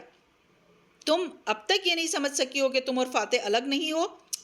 اس نے افسوس سے کہتے ہوئے گھونٹ بھرا۔ اس کی چمکتی آنکھیں محظوظ لگ رہی تھیں۔ تالیہ لب بچے ضبط سے اسے دیکھتی رہی۔ تم نے فاتح سے ان کی کرسی چھینی صرف مجھے ہرٹ کرنے کے لیے، اور میں کامیاب ہو گیا۔ اور تم نے وہ خط لکھا مجھے گلٹ میں مبتلا کرنے کے لیے۔ جانتے ہو میرے دل پہ کیا گزری تھی؟ اور میں دوبارہ سے کامیاب ہو گیا۔ اور تم نے مجھے زہر دینا چاہا، لیکن میشا نے فاتح کے ساتھ ڈیل کر لی۔ تمہاری ایک اور اسٹوڈنٹ نے تمہیں دھوکہ دے دیا۔ میں پھر بھی ناکام نہیں ہوا۔ تمہیں تمہارا سبق مل چکا ہے اور اس کو اس کا سبق میں دے دوں گا۔ وہ گھونٹ بھرتے ہوئے جتانے والے انداز میں بولا، تم اب یہاں کیا لینے آئی ہو؟ تمہیں یہ بتانے کہ میں اس جنگ کو ختم کر رہی ہوں۔ انٹرسٹنگ، لیکن کیوں؟ کیا تم میرا مقابلہ کرنے کی ہمت نہیں رکھتی، یا تمہارا خیال ہے کہ تم اس ملک سے چلی جاؤ گی تو میں تمہارے پیچھے نہیں آ سکوں گا؟ میں دنیا کے ہر ملک، ہر جزیرے تک تمہارا پیچھا کروں گا۔ دیکھو ذی الکفلی، اس نے بے بسی بھری سانس لی اور ذرا دھیمے انداز میں کہنے لگی، تم میرے پیچھے نہیں آ سکتے، لیکن میرے کچھ اپنے ابھی یہاں موجود ہیں اور مجھے ہرٹ کرنے کے لیے تم ان کو نقصان پہنچاؤ گے۔ مجھے معلوم ہے، میں تمہیں یہ کہنے آئی ہوں کہ تم ایسا مت کرو۔ میری تمہاری جو بھی لڑائی ہے اسے یہیں ختم کر دو۔ کیا تم مجھ سے معافی مانگ لو گی؟ اپنے استاد کو دھوکہ دینے کی معافی؟ معافی؟ وہ تنزیہ مسکرائی اور پیچھے ہوئی، سر پہ رکھا ہیڈ ترچھا کیا۔ میں تمہیں ایک نصیحت کرنے آئی ہوں۔ میں سن رہا ہوں۔ اس نے کپ رکھا اور بظاہر پوری توجہ سے اسے سننے لگا۔ جانتے ہو انسان کو سب سے زیادہ اس کا کون سا عضو مشکل میں ڈالتا ہے؟ اس کی زبان۔ زبان سارے جھوٹ گھڑتی ہے، زبان ساری تکلیف دہ باتیں کہتی ہے، زبان انسان کو بناتی ہے، زبان اسے تباہ کرتی ہے، مگر یہ بغیر ہڈی کے نرم سا ٹکڑا ایک اور کام بھی کرتا ہے۔ کیا؟ جادو۔ وہ مسکرائی، اس کی آنکھیں چمکیں۔ ابھی دنیا میں وہ جادو نہیں بنا جو آنکھوں یا ہاتھ کے اشارے سے ہو سکے۔ سارے جادو زبان سے ہوتے ہیں، سارے منتر اس زبان کو ہلا کے پڑھنے ہوتے ہیں۔ وہ آگے کو جھکی اور اس کی چمکتی آنکھوں میں دیکھا۔ اور میں تم سے تمہاری زبان چھیننے آئی ہوں۔ اچھا، وہ کیسے؟ وہ مسکرا کے بولا، بارستہ کو 1000 رنگت دے کر۔ ذی الکفلی کی رنگت بدلی۔ اس نے چونک کے اپنے کپ کو دیکھا، پھر اس کے ابرو اکھٹے ہوئے۔ تم جھوٹ بول رہی ہو، تم نے ایک دفعہ پہلے بھی مجھے زہر دینے کا ناٹک۔ اس کے الفاظ اٹکنے لگے۔ اس نے بے اختیار گردن پہ ہاتھ رکھا، آنکھیں بے یقینی سے پھیلیں۔ کیا ہوا؟ دم گھٹتا محسوس ہو رہا ہے نا؟ وہ ہمدردی سے دھیرے سے بولی، بلکہ زبان مفلوج ہوتی جا رہی ہے نا؟ اب تم کیسے بولو گے؟ اور بولو گے نہیں تو جادو کیسے کرو گے؟ اور جادوئی زہر کیسے بناؤ گے؟ وہ کھانسا، اس کی آواز گٹھی گٹھی سی نکلی۔ اس نے ہاتھ سے تالے کی طرف اشارہ کیا اور زبان ہلانی چاہی۔ وہ مسکرا کے اسے دیکھے گئی۔ زبان کے بغیر سارے جادو ادھورے تھے۔ صرف تم نہیں ہو جسے قدیم زمانے کی دوائیاں بنانی آتی ہیں، اور یہ دوا تو بہت آسان تھی، صرف تمہاری زبان سے چمٹ گئی اور اسے مفلوج کر دیا۔ اب اگر تم جادو نہیں کر سکو گے تو ساحر کیسے کہلاؤ گے؟ پم بھورو کیسے رہو گے؟ اس کا چہرہ سفید پڑ رہا تھا۔ اس نے تیزی سے پانی کا گلاس گھٹا گھٹ پی لیا، پھر بولنے کی کوشش کی، لیکن زبان ہلنے سے انکاری تھی۔ وہ بے بسی سے مٹھیاں میز پہ مارنے لگا، اور اس دوا کا کوئی تریاق بھی نہیں ہے۔ زبان کے زہر کا تریاق ویسے بھی کوئی نہیں ہوتا ساحر۔ وہ تلخی سے مسکرائی اور اٹھی۔ تم نے ٹھیک کہا تھا، میں سفید گھوڑے والی شہزادی نہیں ہوں۔ اگر ہوتی تو تم سے صلح کر لیتی۔ میں سیاہ گھوڑے والی شہزادی بھی نہیں ہوں، ورنہ تمہیں جان سے مار دیتی۔ میرا رنگ کچھ اور ہے ان دونوں کے درمیان کا۔ اس نے سرمئی ہیٹ سر پہ سختی سے جمایا اور میز کے پیچھے سے نکلی۔ وہ اب سر جھکا کے کھانس رہا تھا۔ اب تم کبھی جادو نہیں کر سکو گے، نہ لوگوں کی زندگی سے کھیل سکو گے، اور جب تم جادو نہیں کر سکو گے تو تمہارے ساتھ وقت کے سارے دروازے بند ہو جائیں گے، پم بھورو ختم ہو جائیں گے۔ اب وقت کے چکر میں کسی کی زندگی برباد نہیں ہوگی۔ تم اپنے جادو کے بغیر بالکل بیکار ہو ذی الکفلی۔ اپنی زندگی کے بقیہ ایام تم چھوٹی موٹی چوریاں کر کے گزار سکتے ہو۔ Good luck. اس نے سرمئی ہیٹ ترچھا کیا، یہاں تک کہ اس کا آدھا چہرہ چھپ گیا اور دروازے کی طرف بڑھ گئی۔ ذی الکفلی اس کو نہیں سن رہا تھا۔ وہ مسلسل کھانستا ہوا کچھ بولنے کی کوشش کر رہا تھا۔ کچھ لوگ پریشانی سے اس کے گرد اکٹھے ہو رہے تھے۔ اس کا سیاہ ہیٹ فرش پہ جا گرا تھا۔ کھٹے ہوتے مجمع کے پیر اس ہیٹ کو کچل رہے تھے۔ کپڑے کے چھیترے الگ ہو رہے تھے۔ میں ایڈم بن محمد ہوں۔ مراد راجہ کہتے تھے کہ میں چھ تالیہ کے عام انسانوں کے خوشگوار انجام کی امید ہوں، مگر جانتے ہو میں اس سے پہلے کیا تھا؟ کیل کا انٹرنیشنل ایئرپورٹ اس وقت باندھ باندھ کی قوموں کی آماجگاہ بنا ہوا تھا۔ مختلف بولی بولنے والے، مختلف رنگ والے، مختلف لباس والے لوگ اپنے اپنے سامان اٹھائے آگے پیچھے جا رہے تھے۔ کسی کو منزل مل چکی تھی، کسی کو اب منزل کے لیے روانہ ہونا تھا۔ کوئی تھکا ہوا تھا، کوئی سفر کے لیے تازہ دم تھا۔ میں اتنا عام سا انسان تھا کہ جب بھی امیر اور مشہور لوگ دیکھتا اداس ہو جاتا، احساس کمتری میں چلا جاتا۔ وہ لوگ اتنے چمکدار چہروں والے، اتنے دولت مند اور متاثر کن ہوتے تھے کہ مجھے اپنا آپ پہلے سے زیادہ عام لگتا۔ وہ دونوں کندھوں پہ بیک پیک پہنے ایئرپورٹ کے باہر روڈ پہ کھڑی تھی۔ اس نے پاؤں کو چھوتی سفید میکسی پہن رکھی تھی اور بالوں کی اونچی پونی بنا رکھی تھی۔ ہوا سے چند لٹیں بار بار چہرے پہ آتی جنہیں وہ ہٹا دیتی۔ میں آئینے میں اپنے آپ کو دیکھ نہیں پاتا تھا۔ نہ مجھے اپنی رنگت اچھی لگتی، نہ شخصیت۔ میرے اندر کچھ بھی نہیں تھا جو کسی کو متاثر کر سکتا۔ وہ اکیلی آئی تھی۔ داتن اور ایڈم کو درست وقت نہیں معلوم تھا، لیکن فاتح جانتا تھا کیا وہ آئے گا۔ اور پھر میں ملا ایک لڑکی سے اور ایک آدمی سے، اور انہوں نے مجھے بتایا کہ ہاں میں ان چمکدار لوگوں جیسا نہیں بن سکتا، لیکن یہ لوگ بھی مجھ جیسے نہیں بن سکتے۔ وہ سفید جاگر سے قدم اٹھاتی اندر آ رہی تھی۔ وہاں روشنیوں کی ایک نئی دنیا تھی۔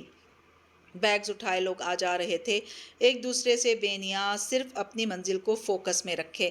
کیا فاتح اس کو الوداع کہنے آئے گا؟ کیا وہ اس کو روکنے آئے گا؟ میں نے جانا کہ سارے امیر اور خوبصورت لوگ ایک جیسے ہیں، لیکن میں ان جیسا نہیں ہوں۔ مجھے ان جیسا بننا بھی نہیں ہے۔ مجھے اپنی نظروں میں معتبر بننا ہے۔ وہ آگے بڑھتے ہوئے سوچ رہی تھی، اور اگر وہ آیا تو کیا وہ رک جائے گی؟ اس لڑکی نے مجھے یہ سکھایا کہ مجھے اپنا بہترین ورژن بننا ہے۔ پھر مجھے کسی کے چہرے کی چمک متاثر نہیں کرے گی۔ ایئرپورٹ میں قدم قدم چلتی تالیہ کو پتہ نہیں کیوں یقین تھا کہ وہ آئے گا، جسے فلموں میں ہوتا ہے۔ وہ آئے گا اور اس سے کہے گا کہ وہ رک جائے۔ اس دفعہ وہ اس کو نہ نہیں کر پائے گی اور اپنا ٹکٹ پھاڑ دے گی، وہ رک جائے گی۔ یوں میں نے خود سے سچا بننا سیکھ لیا۔ میں اپنے اصل ٹیلنٹ کو پہچان لیا۔ میں اپنی نظروں میں خوبصورت بنتا گیا تو دنیا والوں کی نظریں بھی مجھ سے متاثر ہونے لگیں۔ وہ اب اپنا پاسپورٹ لیے قطار میں کھڑی تھی، گردن موڑے وہ متلاشی نگاہوں سے پیچھے دیکھ رہی تھی۔ کیا معلوم وہ وہیں کہیں ہو اور اسے تلاش کر رہا ہو۔ یہاں تک کہ میری شخصیت ان چمکدار لوگوں سے زیادہ متاثر کن ہو گئی جس کا بھی احساس کمتری میں مبتلا کرتے تھے۔ لیکن پھر مجھے ایک چمکدار چہرے والی لڑکی سے محبت ہو گئی۔ نہیں ہونی چاہیے تھی۔ کیا وہ واقعی اس کے روکنے پہ رک جائے گی؟ مگر وہ تو دنیا کا سفر کرنے جا رہی تھی، وہ تو ملکوں ملکوں پھرنے جا رہی تھی، وہ تو اپنی تلاش کے سفر پہ روانہ ہو رہی تھی۔ پھر وہ کیوں رکے گی؟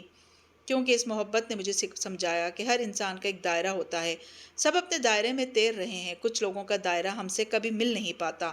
وہ سر جھٹک کے آگے بڑھ گئی۔ کاؤنٹر کے پیچھے بیٹھی عورت اب اس کو اس کا بورڈنگ پاس دے رہی تھی۔ تالیہ نے پاس پکڑا اور آگے بڑھ گئی۔ میں نے جان لیا کہ میرا اور اس کا دائرہ مختلف ہے، ہمارا دائرہ ایک دوسرے میں ضم نہیں ہو سکتا۔ مجھے اپنے دائرے میں چلنا ہے اور اسے اپنے دائرے میں۔ وہ ایک لمحے کے لیے رکی اور مڑ کے دیکھا، دائیں سے بائیں ایئرپورٹ کے اس حصے میں نگاہ دوڑائی، ہر چہرے کو دیکھا، وہ وہاں نہیں تھا، وہ نہیں آیا تھا۔ میں نے یہ بھی جان لیا کہ اس کا دائرہ کسی اور سے ملتا ہے۔ وہ دونوں چمکدار چہروں والے لوگ ہیں، میرے جیسے لوگ ان جیسے کبھی نہیں بن سکتے اور وہ مجھ جیسے نہیں ہو سکتے۔ پھر میں اپنا دائرہ چھوڑ کے کیوں بھٹک جاؤں؟ اس نے گہری سانس لی اور آگے بورڈنگ لاؤنج کی طرف بڑھ گئی۔ اب وہ چاہتا بھی تو اس کے پیچھے وہاں نہیں آ سکتا تھا۔ لاؤنج کے اندر آ کے اس نے صوفے پہ اپنا بیگ پیک دھرا اور خود ساتھ بیٹھ گئی۔ نظریں گھڑی کی طرف اٹھ گئیں۔ بورڈنگ شروع ہونے میں 50 منٹ رہتے تھے اور تب میں نے فیصلہ کیا کہ مجھے کسی دوسرے کے دائرے میں نہیں جانا، بلکہ دو محبت کرنے والوں کو ان کے دائرے میں رہنے دینا ہے۔ تالیہ نے اپنے سیل فون کو دیکھا، کوئی کال نہیں، کوئی میسج، ای میل، کچھ بھی نہیں۔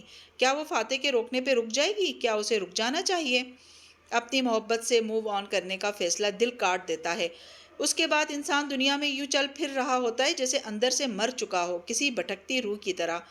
ہاں، وہ رک جائے گی، کسی نے اندر سے کہا۔ تو پھر اس سفر کا کیا؟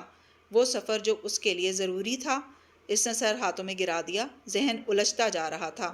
اس فیصلے کا غم ختم ہونے میں عرصہ لگ جاتا ہے، لیکن مجھے امید ہے کہ ایک نہ ایک دن یہ غم ختم ہو جائے گا۔ یہ پہلی دفعہ نہیں تھا جب وہ فاتح کو چھوڑ کے جا رہی تھی۔ وہ اس کے پیچھے اس کا انتظار کیا کرتا تھا۔ وہ قدیم ملاقہ میں ایک پنجرے میں قید تھے۔ ایڈم اور تالیہ نکل آئے لیکن فاتح نہیں نکل سکا۔ اسے دولت امان کے آفیسرز گرفتار کر کے لے گئے تھے اور اس کے انتظار میں وان فاتح روز وہاں آتا تھا، اس کے لیے خط لکھتا تھا۔ مراد نے فاتح کو سلاخ دے ماری تھی۔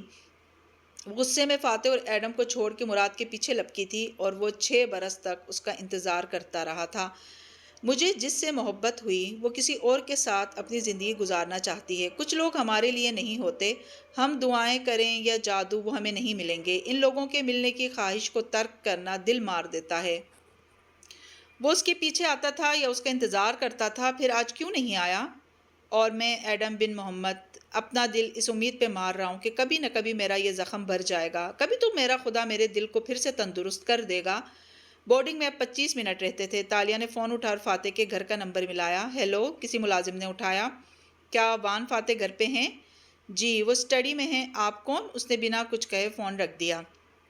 لیکن اب اس زخمی دل کے ساتھ میں آگے کیسے بڑھوں؟ موو آن کیسے کروں؟ کوئی دوست، کوئی غم گسار، کوئی ہے میری مدد کے لیے یہاں؟ وہ گھر پہ تھا؟ اس نے بے یقینی سے فون کو دیکھا۔ اس کا گھر پترا جایا میں تھا، ایئرپورٹ سے قریباً گھنٹے بھر کی مسافت پہ۔ وہ اگر آتا بھی تو 25 منٹ میں یہاں نہیں پہنچ سکتا تھا۔ وان فاتح اس کو روکنے نہیں آئے گا، اس کو روکنے کوئی نہیں آئے گا۔ کچھ فینز ہوتے ہیں جن میں ہمارے اپنے ہمیں بچاتے ہیں، کچھ فیز ہوتے ہیں جن میں ہمارے اپنے ہمیں بچاتے ہیں۔ کسی تاریک گلی میں گرے پڑے مرتے ہوئے انسان کو بچا لیتے ہیں، لیکن ہر فیز میں ہمیں نہیں بچایا جاتا۔ تالیہ نے بورڈنگ پاس اونچا کر کے دیکھا، اسے عقب میں دیوار پہ لگی گھڑی نظر آ رہی تھی، کوئی اس کو روکنے نہیں آنے والا تھا۔ کچھ فیز ایسے ہوتے ہیں جن میں کوئی کسی کو بچانے نہیں آتا۔ موو آن کرنے کا فیز بھی ایسا ہی ہے۔ وہ اٹھی، بیگ پیک کندھوں پہ ڈالا اور اس دروازے کی سمت بڑھی جس سے وہ آئی تھی۔ یہ سفر انسان کو تنہا کرنا پڑتا ہے، اس میں اپنی بھلائی کے فیصلے بھی اسے تنہا کرنے پڑتے ہیں۔ واپس باہر نکل کے وہ سیدھی ایک کچرے کے کین تک آئی، بورڈنگ پاس کے 2 ٹکڑے کیے اور اسے کین میں اچھال دیا۔ اس فیز میں کوئی اس کی مدد نہیں کر سکتا، کوئی اس کو اس کی مشکل سے نہیں نکال سکتا۔ زندگی کے سب سے بڑے فیصلوں میں انسان تنہا ہوتا ہے۔ اب وہ تیز قدموں سے ٹیکسی سٹینڈ کی طرف بڑھ رہی تھی، اس کے چہرے پہ مسکراہٹ تھی، اور ہم سب کو اپنے مشکل فیصلے خود کرنے کی عادت ڈال لینی چاہیے، کسی دوسرے کے آنے کا انتظار کیے بغیر۔ وہ ٹیکسی کی پچھلی سیٹ پہ بیٹھی شیشے سے باہر بھاگتی عمارتوں کو دیکھ رہی تھی۔ انسان ساری دنیا کا سفر جس خوشی کی تلاش میں کرتا ہے، وہ اس کے اپنے شہر اور اپنے گھر میں اس کا انتظار کر رہی ہوتی ہے، کیونکہ اگر ہم اپنی محبت کھو بھی دیں تب بھی ایک شے ہمارے پاس باقی رہتی ہے: وقت۔ وہ فاتح کے گھر میں داخل ہوتے ہی سیدھی اسٹڈی کی طرف بڑھی تھی۔ کسی کو اللہ نے شکل زیادہ اچھی دی ہے اور کسی کو دولت۔ ہر شے میں اللہ کی تقسیم مختلف ہے، لیکن وقت ہر ایک کو برابر کا ملتا ہے، غلام کو بھی، بادشاہ کو بھی۔ سب سے بڑا کنگال وہ ہوتا ہے جو وقت ضائع کرے۔ اس نے دھڑکتے دل کے ساتھ اسٹڈی کا دروازہ کھٹکھٹایا۔ صرف ایک چیز محبت کے زخم پہ مرہم رکھتی ہے، تندرست نہیں کرتی لیکن مرہم ضرور رکھتی ہے، اور وہ ہے خود کو کسی نئے خواب کی جستجو میں چھوڑ دینا۔ ایڈم بن محمد نے بھی ایک نیا خواب بن لیا ہے۔ وان فاتح نے دروازہ کھولا۔ وہ کسی اور کے گمان میں کچھ کہنے لگا تھا، اسے دیکھ کے وہ رک گیا۔ چند لمحے خاموشی کی نظر ہو گئے۔ دونوں کے درمیان بس ایک کھلا دروازہ تھا، اور اس کو پار کرنا وقت کے دروازوں کو پار کرنے سے زیادہ مشکل فیصلہ ثابت ہوا تھا۔ یہ فیصلہ تالیہ مراد کو تنہا ہی کرنا تھا۔ آپ نے کہا تھا کبھی مجھ سے ملنے آؤ حالم۔ وہ نم آنکھوں سے مسکرائی۔ اور میں نے کہا تھا کہ کیا تم کوشش نہیں کرنا چاہتی؟ اس نے مسکرا کے دروازہ کھول دیا اور خود پیچھے ہٹ گیا۔ میں کرنا چاہتی ہوں۔ تالیہ نے اس بات میں سر ہلایا اور چوکھٹ پار کی۔ میں پوری دنیا کا سفر نہیں کرنا چاہتی فاتح۔ اگر ہم اندر سے ناخوش ہوں تو نہ بڑے گھر ہمیں خوش کر سکتے ہیں، نہ ہی دنیا بھر کے خوبصورت نظارے۔ تنہا سفر بہت مشکل ہے، اور میں یہ نہیں کر سکتی۔ ہم مختلف ہیں تو کیا ہوا؟ ہم ایک دوسرے کو نہیں سمجھتے تو کیا ہوا؟ ہم ایک جیسے ہوتے تو زندگی بورنگ ہو جاتی۔ ہم ایک کوشش کر سکتے ہیں، ساتھ رہنے کی، اپنا گھر خود بنانے کی۔ وہ اسٹڈی کے وسط میں کھڑے ہوئے کہہ رہی تھی۔ اس کا سفید بیک پیک ابھی تک اس کے کندھے پہ تھا، اور اس کی سیاہ آنکھوں میں نمی تھی۔ فاتح ٹیبل کے کنارے پہ بیٹھا اور مسکرا کے سامنے کھڑی لڑکی کو دیکھا۔ تم مجھے سمجھتی ہو یا نہیں؟ میں تالیہ کو اچھے سے سمجھتا ہوں۔ نہ میں سفید ہوں، نہ تم سیاہ ہو۔ ہر شخص کا اپنا رنگ ہوتا ہے، اور انسان اپنے اصل رنگ سے نہیں بھاگ سکتا۔ مجھے معلوم تھا کہ تم واپس آ جاؤ گی۔ میں تمہارے انتظار میں تھا۔ 1 دن بعد یا 1 سال بعد تم ضرور آؤ گی۔ اسی لیے آپ میرے پیچھے ایئرپورٹ نہیں آئے؟ اس نے گلہ کیا۔ نہیں، کیونکہ فلائٹ مس کرنے کا فیصلہ تمہیں اور صرف تمہیں کرنا تھا، اور مجھے امید تھی تم یہ ضرور کرو گی۔ میں نے کہا نا، میں تمہیں جانتا ہوں۔ اس کے سامنے کھڑے ہوئے وہ مسکرا کے کہہ رہا تھا۔ اس کا انداز پرسکون تھا، نرم اور اپنائیت لیے۔ مجھے کیا معلوم کہ آپ کو یقین تھا یا نہیں؟ اس نے ابرو اٹھایا۔ فاتح نے اس سے نظریں ہٹائے بغیر میز سے ایک فائل اٹھا کے اس کے سامنے کی۔ میں ایک آرگنائزیشن بنا رہا ہوں جس کا مقصد بے گناہ قیدیوں کو قانون کے شکنجے سے نکالنا ہے، لیکن مجھے کیسے معلوم ہوگا کہ کون سا قیدی بے گناہ ہے اور کون جھوٹ بول رہا ہے؟ اس کے لیے مجھے ایک انویسٹیگیٹر چاہیے، اور میں نے اپنے لیے کس انویسٹیگیٹر کا نام لکھا ہے تم دیکھ سکتی ہو۔ تالیہ نے خوشگوار حیرت سے فائل کھولی۔ وہاں انویسٹیگیٹر کے خانے میں ایک لفظ جگمگا رہا تھا: حالم۔ اور تالیہ بنت مراد کھلے دل سے مسکرا دی۔ وہ ایک دفعہ پھر ایک خواب بن رہا تھا، اور وہ اس خواب میں اس کا ساتھ دینے کے لیے ہمیشہ کی طرح تیار تھی۔ 2 ماہ بعد، بہار 2023 2023۔ وہ ایک روشن دن تھا۔ نہ دھوپ تیز تھی، نہ چھایا بہت ٹھنڈی تھی۔ بہار کی خوشگوار ہوا سارے میں چل رہی تھی۔ کوالالمپور کے ڈاؤن ٹاؤن میں ٹریفک سست روی سے چل رہی تھی۔ سڑک کے دونوں اطراف خوبصورت فٹ پاتھ بنے تھے جن پہ لوگ دونوں اطراف میں چلتے ہوئے جا رہے تھے۔ ایسے میں صوفی گتے کی ٹرے میں کافی کے 4 بڑے کپ پھنسائے تیز تیز چل رہی تھی۔ تیز چلنے سے اس کی بالیاں جھول رہی تھیں اور ماتھے پہ خفا سی سلوٹیں دکھائی دیتی تھیں۔ اسٹریٹ کے وسط میں اس نے ایک شیشے کا دروازہ کھولا۔ دروازے کے اوپر ایک پلیٹ لگی تھی جس پہ تحریر تھا: ایڈم بن محمد کمپین آفس۔ صوفی اندر داخل ہوئی تو وہاں باہر سے زیادہ شور سنائی دیا۔ وہ ایک شاپ تھی جو حال ہی میں کرائے پہ لی گئی تھی۔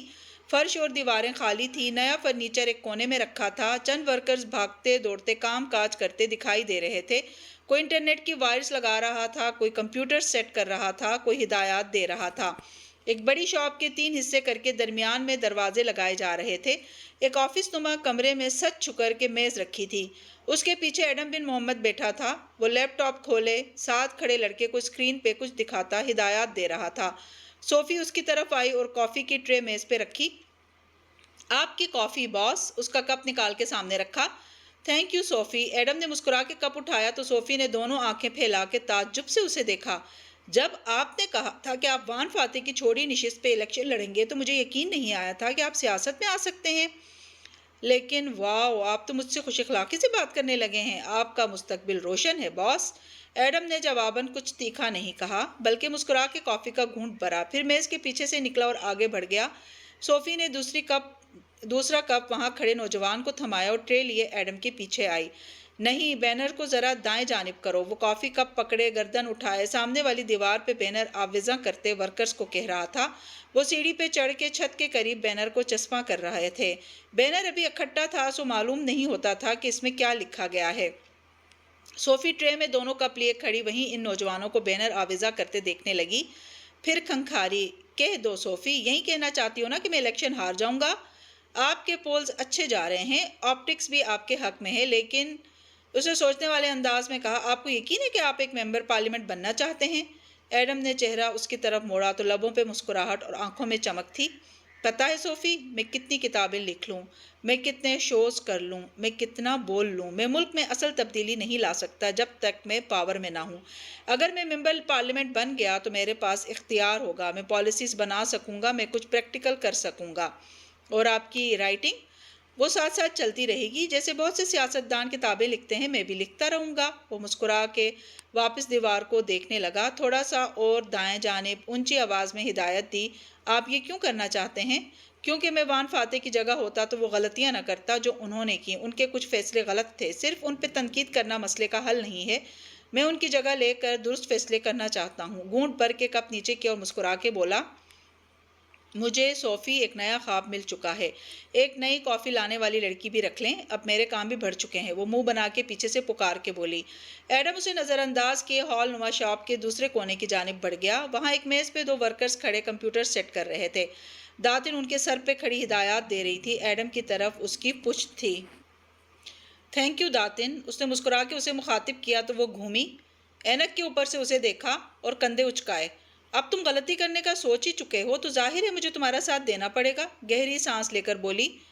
ہاں نا، آخر دوست کس لیے ہوتے ہیں؟ وہ مسکرا کے اطراف میں دیکھ رہا تھا، اتنے دن سے اس آفس پہ کام جاری تھا اور بالآخر اس کی شکل نکلتی آ رہی تھی۔ تمہارے مخالف امیدوار پہ میں نے اپوزیشن ریسرچ کی ہے، تمہارے کام آئے گی۔ داتن نے معنی خیز انداز میں ایک فولڈر اس کے سامنے رکھا، وہ اسے دیکھ کے سوچ کے بولا، آپ کو کیا لگتا ہے میں یہ الیکشن جیت جاؤں گا؟ مجھے لگتا ہے کہ تم جیت بھی جاؤ تب بھی سیاست میں آنا تمہاری غلطی ہے اور ہر انسان کو اپنی غلطی خود کرنے دینی چاہیے۔ اچھا، اگر میں غلط ہوں تو آپ میرا ساتھ کیوں دے رہی ہیں؟ کیونکہ لڑکے، الیکشن اس دنیا کا مہذب ترین کون ہے اور میں اس کون گیم کا حصہ ضرور بننا چاہوں گی۔ داتن مسکرا کے بولی، اور تم اگر ممبر پارلیمنٹ بننے میں خوش ہو تو میں بھی خوش ہوں۔ Member parliament? ایڈم نے کافی کا گھونٹ بھرا اور اسے باہر آنے کا اشارہ کیا۔ دونوں ساتھ ساتھ چلتے ہال کے وسط میں آئے۔ نوجوان اب بینر چسپاں کر چکے تھے، ایک نے ڈوری کھولی اور نیچے گرا دی، کسی آبشار کی طرح بینر نیچے گرا اور ساری دیوار پہ چھا گیا۔ میں ممبر پارلیمنٹ نہیں، ایک دن اپنے ملک کا وزیر اعظم بنوں گا، لیانا صابری۔ وزیر اعظم؟ لیانا نے تعجب سے اسے دیکھا۔ ہاں، کیونکہ اگر میرا خواب مجھے ڈرائے گا نہیں تو یہ بڑا خواب نہیں ہوگا۔ وہ چہرہ موڑ کے دیوار کو دیکھنے لگا، وہاں نیلے رنگ کے انتخابی نشان کے ساتھ ایڈم کا سوٹ میں ملبوس فل سائز پورٹریٹ نظر آ رہا تھا۔ سارے ورکرز اور اسٹافرز اپنے اپنے کامروں کے اس خوبصورت اور باروک پوسٹر کو دیکھ رہے تھے، گردنیں اٹھائے، آنکھوں میں چمک لیے، منہ سے واو کہتے، توصیفی انداز میں سر دھنتے۔ ایک نئے خواب کا سفر شروع ہو چکا تھا۔ وہ ایک طویل سڑک تھی، شہر کے مضافات میں واقع یہ جگہ ایک ننھی سی پہاڑی کی مانند تھی۔ یہاں بے ہنگم ٹریفک کا شور تھا، نہ دھواں، دور دور تک سبزہ زار تھا اور درمیان میں بنی یہ سڑک کے دونوں اطراف میں چیری بلاسم کے درختوں کی قطار تھی۔ درخت اتنے گھنے تھے کہ دھوپ کا راستہ روکے ہوئے تھے، سڑک پہ چھایا سی تھی، درختوں کے اوپر تازہ تازہ پھول کھلے نظر آ رہے تھے، گلابی اور سفید پھول، اتنے نرم گویا کاٹن کینڈی ہو یا بادل کے ٹکڑے۔ ابھی پتجھڑ کا موسم ان پہ نہیں آیا تھا، وہ جوان تھے، اپنی خوبصورتی کے جوبن پہ تھے، نرم تھے لیکن ابھی کمزور نہیں پڑے تھے۔ ان پہ مشکل وقت کبھی نہ کبھی آنا تھا لیکن ابھی وہ اس سے محفوظ تھے، پورے قد سے بہار کی رعنائیاں لیے کھڑے تھے۔ سڑک کے اختتام پہ ایک گھر تھا، 2 منزلہ لکڑی کا گھر جس کی مخروطی چھت بھی لکڑی کی بنی تھی۔ اس کی بالائی بالکونی کے کھلے دروازے سے لگتا تھا کہ وہ کسی کا گھر ہے۔ البتہ نچلی منزل کے ہال کمرے میں لگی میز کرسیوں سے معلوم ہوتا تھا کہ یہاں کوئی قہوہ خانہ تھا۔ دروازے پہ لگی لکڑی کی تختی پہ انگریزی میں جیا لکھا تھا۔ اندر آؤ تو وہ کوئی سیاحوں کے لیے خصوصی طور پہ بنائی کافی شاپ تھی۔ اس کو قدیم زمانے کے آرکیٹیکچر پہ آراستہ کیا گیا تھا۔ آئل پیسٹل سے بنی قدیم ملاکہ کی یادگار پینٹنگز، برتن بھی پرانی طرز کے تھے۔ البتہ دیوار پہ لگا مینیو نئے زمانے کا تھا، گو کہ ویٹرز پرانے زمانے کے سفید باجوک رنگ میں ملبوس تھے، لیکن کافی کے روسٹ ہوئے بینز کی مہک بتاتی تھی کہ وہ ایک تھیمڈ کافی شاپ تھی۔ شاپ کے مالک بالائی منزل پہ رہتے تھے۔ باہر سے اندازہ ہوتا تھا کہ ان کی رہائش گاہ چھوٹی اور سادہ سی ہے، شہر سے دور، خوبصورت مگر سادہ سے طرز زندگی، اور سامنے چیری بلاسم کے درختوں کی قطار۔ درختوں کی اس دو رویہ قطار کے ساتھ ایک جگہ سڑک کے کنارے ایک بینچ رکھا تھا۔ اس بینچ پہ فاتح بیٹھا تھا، سیاہ ڈریس شرٹ پہنے، آستین پیچھے کو موڑے، وہ ٹانگ پہ ٹانگ جمائے ایک فائل کی برگردانی کر رہا تھا۔ دفعتاً اس نے سر اٹھا کے دیکھا تو سامنے کافی شاپ سے تالیہ چلی آ رہی تھی۔ اس کے کھلے بال کندھوں سے نیچے گر رہے تھے۔ اس نے سادہ باجوک رنگ پہن رکھا تھا۔ ٹھنڈی ہوا چل رہی تھی جس سے بال اڑ رہے تھے۔ اس کے ہاتھ میں کافی کے 2 مگ تھے۔ فاتح نے اسے دیکھا اور مسکرایا، وہ بھی مسکرا دی، پھر قریب آئی اور ایک مگ اسے تھمایا۔ تھینک یو، اس نے مسکرا کے مگ تھاما۔ وہ اپنا مگ لیے ساتھ بیٹھی اور گردن اٹھا کے درختوں کو دیکھا۔ سکوراہا نامی، بالآخر ان درختوں نے پھول اٹھا لیے ہیں۔ ہاں، اور دیکھو یہ کتنے خوبصورت ہو گئے ہیں۔ جب ہم نے یہ گھر لیا تھا تب یہ ویران اور خالی تھے، لیکن وقت انسان کو پھل دے دیتا ہے۔ وہ دونوں ساتھ ساتھ بینچ پہ بیٹھے درختوں پہ آئی بہار دیکھ رہے تھے۔ وقت، وہ مسکرائی، پھر جیسے کچھ یاد آیا، آپ کی سکندر سے بات ہوئی؟ وہ کال کر لے گا، وہ مطمئن تھا۔ جب تالیہ ان کی فیملی کا حصہ بنی تو سکندر اور جولیانا نے ان کے ساتھ رہنے سے انکار کر دیا تھا۔ جولیانا نے کہا کہ وہ بورڈنگ شفٹ ہونا چاہتی ہے اور زندگی میں پہلی دفعہ ایک نارمل ہائی اسکول میں داخلہ لینا چاہتی ہے۔ سکندر اپنی یونیورسٹی کے ہاسٹل میں شفٹ ہو گیا تھا۔ جولیانا باپ کو فون کرتی تھی اور ایک دفعہ ملنے بھی آئی تھی، لیکن سکندر نے رابطہ منقطع کر رکھا تھا۔ اور اگر اس کی ناراضی ختم نہ ہوئی؟ تالیہ نے افسوس سے پوچھا۔ تالیہ، اگر مجھے لگتا کہ وہ اپنی ناراضی ختم نہیں کرے گا تو میں اسے ہاسٹل نہ جانے دیتا۔ وہ میرا بیٹا ہے، میں اسے جانتا ہوں، وہ چند ماہ میں ٹھیک ہو جائے گا۔ وہ مسکرا دی۔ جو شخص اس کے ساتھ بیٹھا تھا وہ ایسا ہی تھا، ہر حالت میں پر امید، ہر شخص کے اندر کی اچھائی پہ یقین رکھنے والا۔ فاتح، میں خوش ہوں اس بات پہ کہ میں نے درست فیصلہ کیا۔ ہوا چیری بلاسم کی شاخوں کے درمیان سے سرسراتی ہوئی گزر رہی تھی۔ وہ دونوں ایک گلابی لبادہ اوڑھے درخت تلے بیٹھے تھے۔ تالیہ بول رہی تھی اور وہ مسکراتے ہوئے اسے سن رہا تھا۔ ہوا سے اس کے بال پیچھے کو اڑ رہے تھے۔ اگر اس روز میں آپ کو چھوڑ کے چلی جاتی تو میں بہت اکیلی رہ جاتی۔ میں دنیا میں کھو جاتی اور میری دنیا میرے اندر کھو جاتی۔ میں یہ نہیں کہتی کہ اب میں نے خود کو دریافت کر لیا ہے، لیکن میں کوشش کر رہی ہوں۔ پھر اس نے فاتح کے ہاتھ میں پکڑی فائل کو دیکھا۔ ان لوگوں کے کام آنا، ان کے لیے عدالتوں میں لڑنا، یہ بہت تھراپیوٹک ہے فاتح۔ مجھے یہ سکون دنیا کی کسی وادی، کسی ساحل پہ نہ ملتا۔ اگر میں آپ کو چھوڑ جاتی تو میں بہت اکیلی رہ جاتی۔ وہ یہ اعتراف آج کل اکثر کیا کرتی تھی۔ بالآخر وہ خوش تھی اور اپنی خوشی اسے تعجب میں مبتلا کر دیتی تھی۔ اور میں بھی اس بات پہ خوش ہوں کہ تم نہیں گئی۔ مجھے یقین تھا کہ تم نہیں جاؤ گی۔ جب میرے ہاتھ سے کرسی نکلی تو بہت سے لوگ ساتھ چھوڑ گئے، صرف تم نہیں گئی۔ لیکن تالیہ، اگر تم چلی جاتی تو میرے پاس کچھ بھی نہ بچتا۔ میں نہیں جانتا کہ اصل محبت کیا ہوتی ہے۔ اسرا کہا کرتی تھی کہ وان فاتح کو صرف وان فاتح سے محبت ہے، یا شاید آریانہ سے۔ وہ یاد کر کے سوگوار سا مسکرایا۔ لیکن جو میرے اور تمہارے درمیان ہے وہ محبت سے زیادہ قیمتی ہے، اس لیے میں بھی خوش ہوں کہ تم نہیں گئی۔ ہوا کا ایک تیز جھونکا آیا تو تالیہ نے پل بھر کو آنکھیں موند لیں، پھر گردن اٹھا کے اوپر دیکھا۔ سر پہ گلابی پھولوں کی چھاتا تنی تھی۔ میں کبھی کبھی اس بات پہ حیران ہو جاتی ہوں کہ میں بالآخر خوش کیسے ہوں۔ میں کبھی زندگی میں ایک لمبا عرصہ اتنا خوش نہیں رہی۔ کیا اب تمہیں وہ سفید ہرن نظر آتا ہے؟ بہت کم۔ وہ اوپر نظر آتے پھولوں اور ان کے جھروکوں سے دکھائی دیتے آسمان کو دیکھ رہی تھی۔ لیکن میں خوش ہوں کہ اب مجھے وہ خواب بھی نہیں دکھائی دیتے۔ مجھے زندگی انپریڈکٹیبل اچھی لگ رہی ہے۔ کسی ایک خواہش کے پیچھے اندھادھند بھاگنے کے بجائے سکون سے لوگوں کے کام آنا اور سادگی سے رہنا، مستقبل کی فکر اور ماضی کے ملال سے خود کو آزاد کر کے رہنا اچھا لگ رہا ہے۔ لیکن فاتح، اس نے گردن نیچے کی اور اس کی طرف دیکھا تو اس کی آنکھوں میں ڈر سا تھا۔ کیا یہ سب ہمیشہ ایسا رہے گا؟ ہم ہمیشہ ایسے خوش رہیں گے؟ اس نے گہری سانس لی۔ کافی کا آخری گھونٹ بھرا اور فائل بند کی۔ نہیں تالیہ، وقت ایک سا کبھی نہیں رہتا۔ یہ سارے چیری بلاسم بھی ایک دن گر جائیں گے۔ اگلے بہار میں یہ درخت پھر سے پھول اٹھا لیں گے۔ درخت کبھی پھول دیتا ہے، کبھی پھل، اور کبھی اس پہ پت جھڑ کا وقت آ جاتا ہے۔ شاید کچھ عرصے بعد ہم دونوں بھی ایک بورنگ روٹینک کپل بن جائیں، لیکن یہ اہم نہیں ہے۔ اہم یہ ہوتا ہے کہ انسان پہ جیسا بھی وقت آئے، اب وہ اپنی ذات سے دوسرے انسانوں کی بھلائی کا کام کرتا رہے، اور ان کاموں کے لیے اگر ہم ابھی شہر کے لیے نہ نکلے تو ہمیں دیر ہو جائے گی۔ وہ دونوں ایک ساتھ اٹھے۔ تالیہ نے خالی مگ کچرے کے کین میں ڈالے، پیچھے مڑ کے کافی شاپ کے دروازے پہ کھڑے ہیڈ ویٹر کو ہاتھ ہلایا۔ اس نے ماتھے تک ہاتھ لے جا کر سلام کیا، پھر وہ فاتح کے ساتھ آگے بڑھ گئی۔ چیری بلاسم کے درختوں کے سائے میں وہ دونوں چلتے جا رہے تھے۔ آپ ہمیشہ یہ کیوں کہتے ہیں کہ آپ نہیں جانتے محبت کیا ہوتی ہے؟ وہ آگے بڑھتے ہوئے بولی، میں تو ہمیشہ بڑے فخر سے کہتی ہوں کہ مجھے آپ سے محبت تھی، اسی لیے میں اس روز ایئرپورٹ سے واپس آئی۔ کیا ہر بات بار بار بتانا ضروری ہے کیا؟ وہ گہری سانس لے کر بولا۔ وہ دونوں اب بینچ سے دور ہوتے جا رہے تھے، یہاں سے ان کی پشت دکھائی دے رہی تھی۔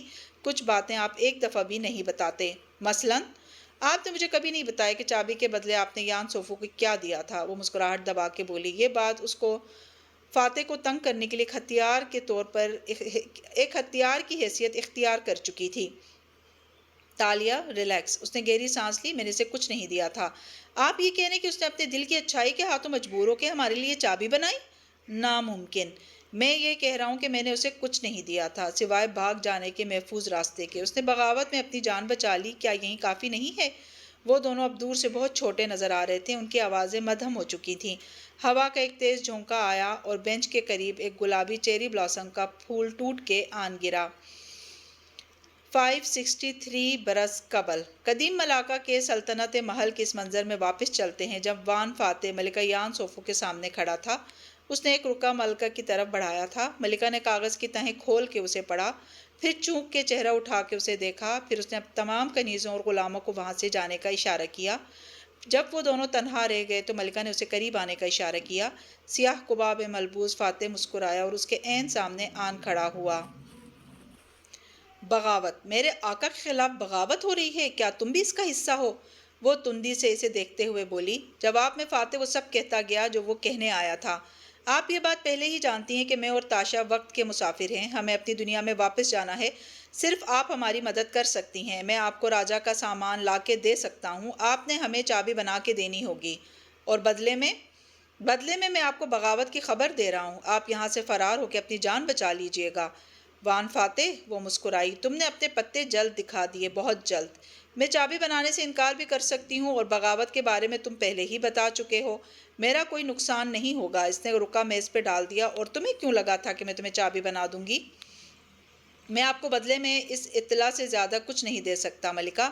آپ چاہیں تو مجھے چابی بنا کے نہ دیں، لیکن ہم اس چابی کو بنا کے آپ خود کو یا کچھ دے سکتی ہیں، یہ سوچا ہے آپ نے؟ ملکہ نے تھوک نگلا۔ اس کے تاثرات قدرے بدلے۔ تمہاری پیشکش کیا ہے؟ میں نے کہا نا، میں آپ کو کچھ نہیں دے سکتا، لیکن آپ خود کو ایک تحفہ دے سکتی ہیں۔ اس دنیا میں آپ کے لیے کچھ نہیں رکھا۔ ہماری کتابوں میں لکھا ہے کہ آپ چند سال بعد طاعون سے ہلاک ہو جائیں گی، لیکن تب تک آپ کئی سال سے گمنامی میں ہوں گی۔ کسی کو نہیں معلوم کہ وہ سچ تھا یا جھوٹ۔ مستقبل کا حال کسی کو معلوم نہیں ہوتا ملکہ۔ آپ اپنا مستقبل خود بنا سکتی ہیں۔ یان سوفو کھڑی ہو گئی۔ اس کی رنگت گلابی پڑ چکی تھی۔ کیا تم مجھے اپنی دنیا میں لے جا سکتے ہو؟ میں آپ کے لیے کچھ نہیں کروں گا، لیکن اگر آپ میرے لیے چابی بنا سکتی ہیں تو آپ اپنے لیے بھی چابی آپ کو خود بنانی ہوگی۔ اس نے شانے اچکا دی۔ اور میری مدد کے بغیر آپ ایک چابی بھی نہیں بنا سکتی۔ وہ چند لمحے وہیں کھڑی رہی۔ اس کے چہرے پہ ایک رنگ آ رہا تھا اور ایک جا رہا تھا۔ آنکھوں میں عجیب سا سحر چھانے لگا تھا۔ تمہاری دنیا کیسی ہے وان فاتح؟ آپ کی دنیا جیسی نہیں ہے۔ کچھ تو ہے اس دنیا میں جو تم دونوں ملاقہ کی حکمرانی کو ٹھوکر مار کے واپس اس میں جانا چاہتے ہو۔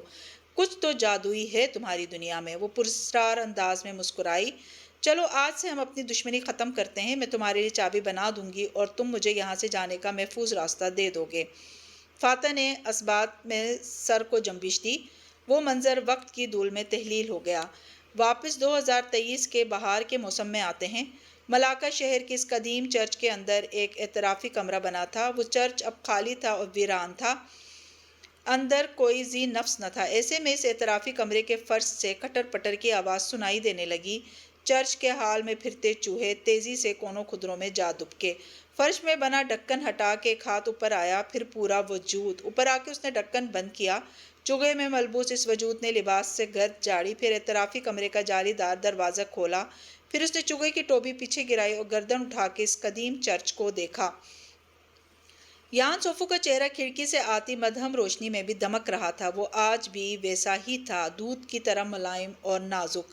اس کے چوگے کے اندر ایک پوٹلی بندی تھی جس میں سونے، چاندی اور قیمتی ہیروں سے مزین زیورات تھے۔ گردن میں ایک زنجیر تھی جس سے ایک سنہری چابی لٹک رہی تھی۔ یان سوفو قدم قدم چلتی، ارد گرد تعجب سے دیکھتی، چرچ سے باہر نکلی۔ دروازہ بند کرتے ہوئے اس نے جھک کے چابی پہ پھونک ماری۔ ایک پنکھ سا اس سے نکلا اور ہوا میں سست روی سے اڑنے لگا۔ وہ اس پنکھ کا تعاقب کرنے کے لیے پلٹی تو ٹھٹک کے رک گئی۔ اس کے سامنے ایک لمبی سڑک تھی۔ سڑک کے گرد دور تک دکانیں تھیں، ریستوران تھے، وہاں تیز آوازیں تھیں، زن سے گزرتی گاڑیاں تھیں۔ وہ بے یقینی سے ایک سرے سے دوسرے سرے تک جاتی گاڑیوں کو دیکھ رہی تھی۔ وہ اتنی تیز چلتی تھی گویا کسی کے اوپر سے گزر جائیں گی۔ اس کی متحیر نظریں فٹ پاتھ پہ چلتے لوگوں پہ پڑی۔ انہوں نے بہت سے رنگ پہن رکھے تھے، ایسے رنگ جو یان سوفو نے کبھی دیکھے بھی نہ تھے۔ وہ چمکتے ہوئے، ہنستے مسکراتے لوگ تھے۔ ان کے ہاتھوں میں چمکتی چیزیں تھیں، ان کے جوتے تک چمک رہے تھے۔ وہ پنکھ کے تعاقب میں آگے بڑھی، لیکن اس کی متحیر نظریں ابھی تک اطراف کا جائزہ لے رہی تھیں۔ سڑک کنارے جگہ جگہ کارٹ دھکیلتے لوگ چل رہے تھے۔ ان کے کارٹ پہ رنگ برنگی چیزیں تھیں، گلابی، روئی جیسی کپاس سے بنی چیزیں، ہر رنگ کے مشروب کی بوتلیں۔ آسمان سے زوردار چنگھاڑ سنائی دی تو اس نے گھبرا کے سر اٹھایا۔ اس کے عین سر کے اوپر سے ایک اڑن کھٹولا تیزی سے گزرا تھا۔ یان سوفو نے دھیرے سے چہرہ نیچے کیا۔ سامنے کھڑا ایک شخص اپنے ہاتھ میں پکڑے ریموٹ کی مدد سے ایک ڈرون کیمرے کو فضا میں اڑا رہا تھا۔ اس کا کیمرہ کسی اڑنے والی مکڑی کی طرح درختوں کے اوپر ہوا میں تیر رہا تھا۔ یان سوفو کے لب بالآخر مسکراہٹ میں ڈلے۔ یہ دنیا بہت خوبصورت تھی، یہ دنیا جادوئی دنیا تھی۔ شاہ چین کی بیٹی کو اس کے خوابوں کی طلسماتی سرزمین مل گئی تھی۔ لیکن اس سے پہلے اسے پمبورو کے راہبر کو ڈھونڈنا تھا۔ وہ پنکھ کے پیچھے چپ چاپ چلتی گئی۔ وہ اسے گھاس اور پارکس کے اندر سے گزارتا آگے لے جا رہا تھا۔ اس کے جادو نے اسے بتایا تھا کہ سابقہ پمبورو رہنما اپنا جادو اور ذہنی توازن دونوں کھو چکا تھا، اور پمبورو راہبر کی جگہ کبھی خالی نہیں رہتی، وہ جگہ بھر چکی تھی، اور جس نے اس جگہ کو بھرا تھا، یان سوفو اس کا چہرہ اپنے پیالے میں دیکھ چکی تھی۔ اسے وہ چہرہ پسند آیا تھا۔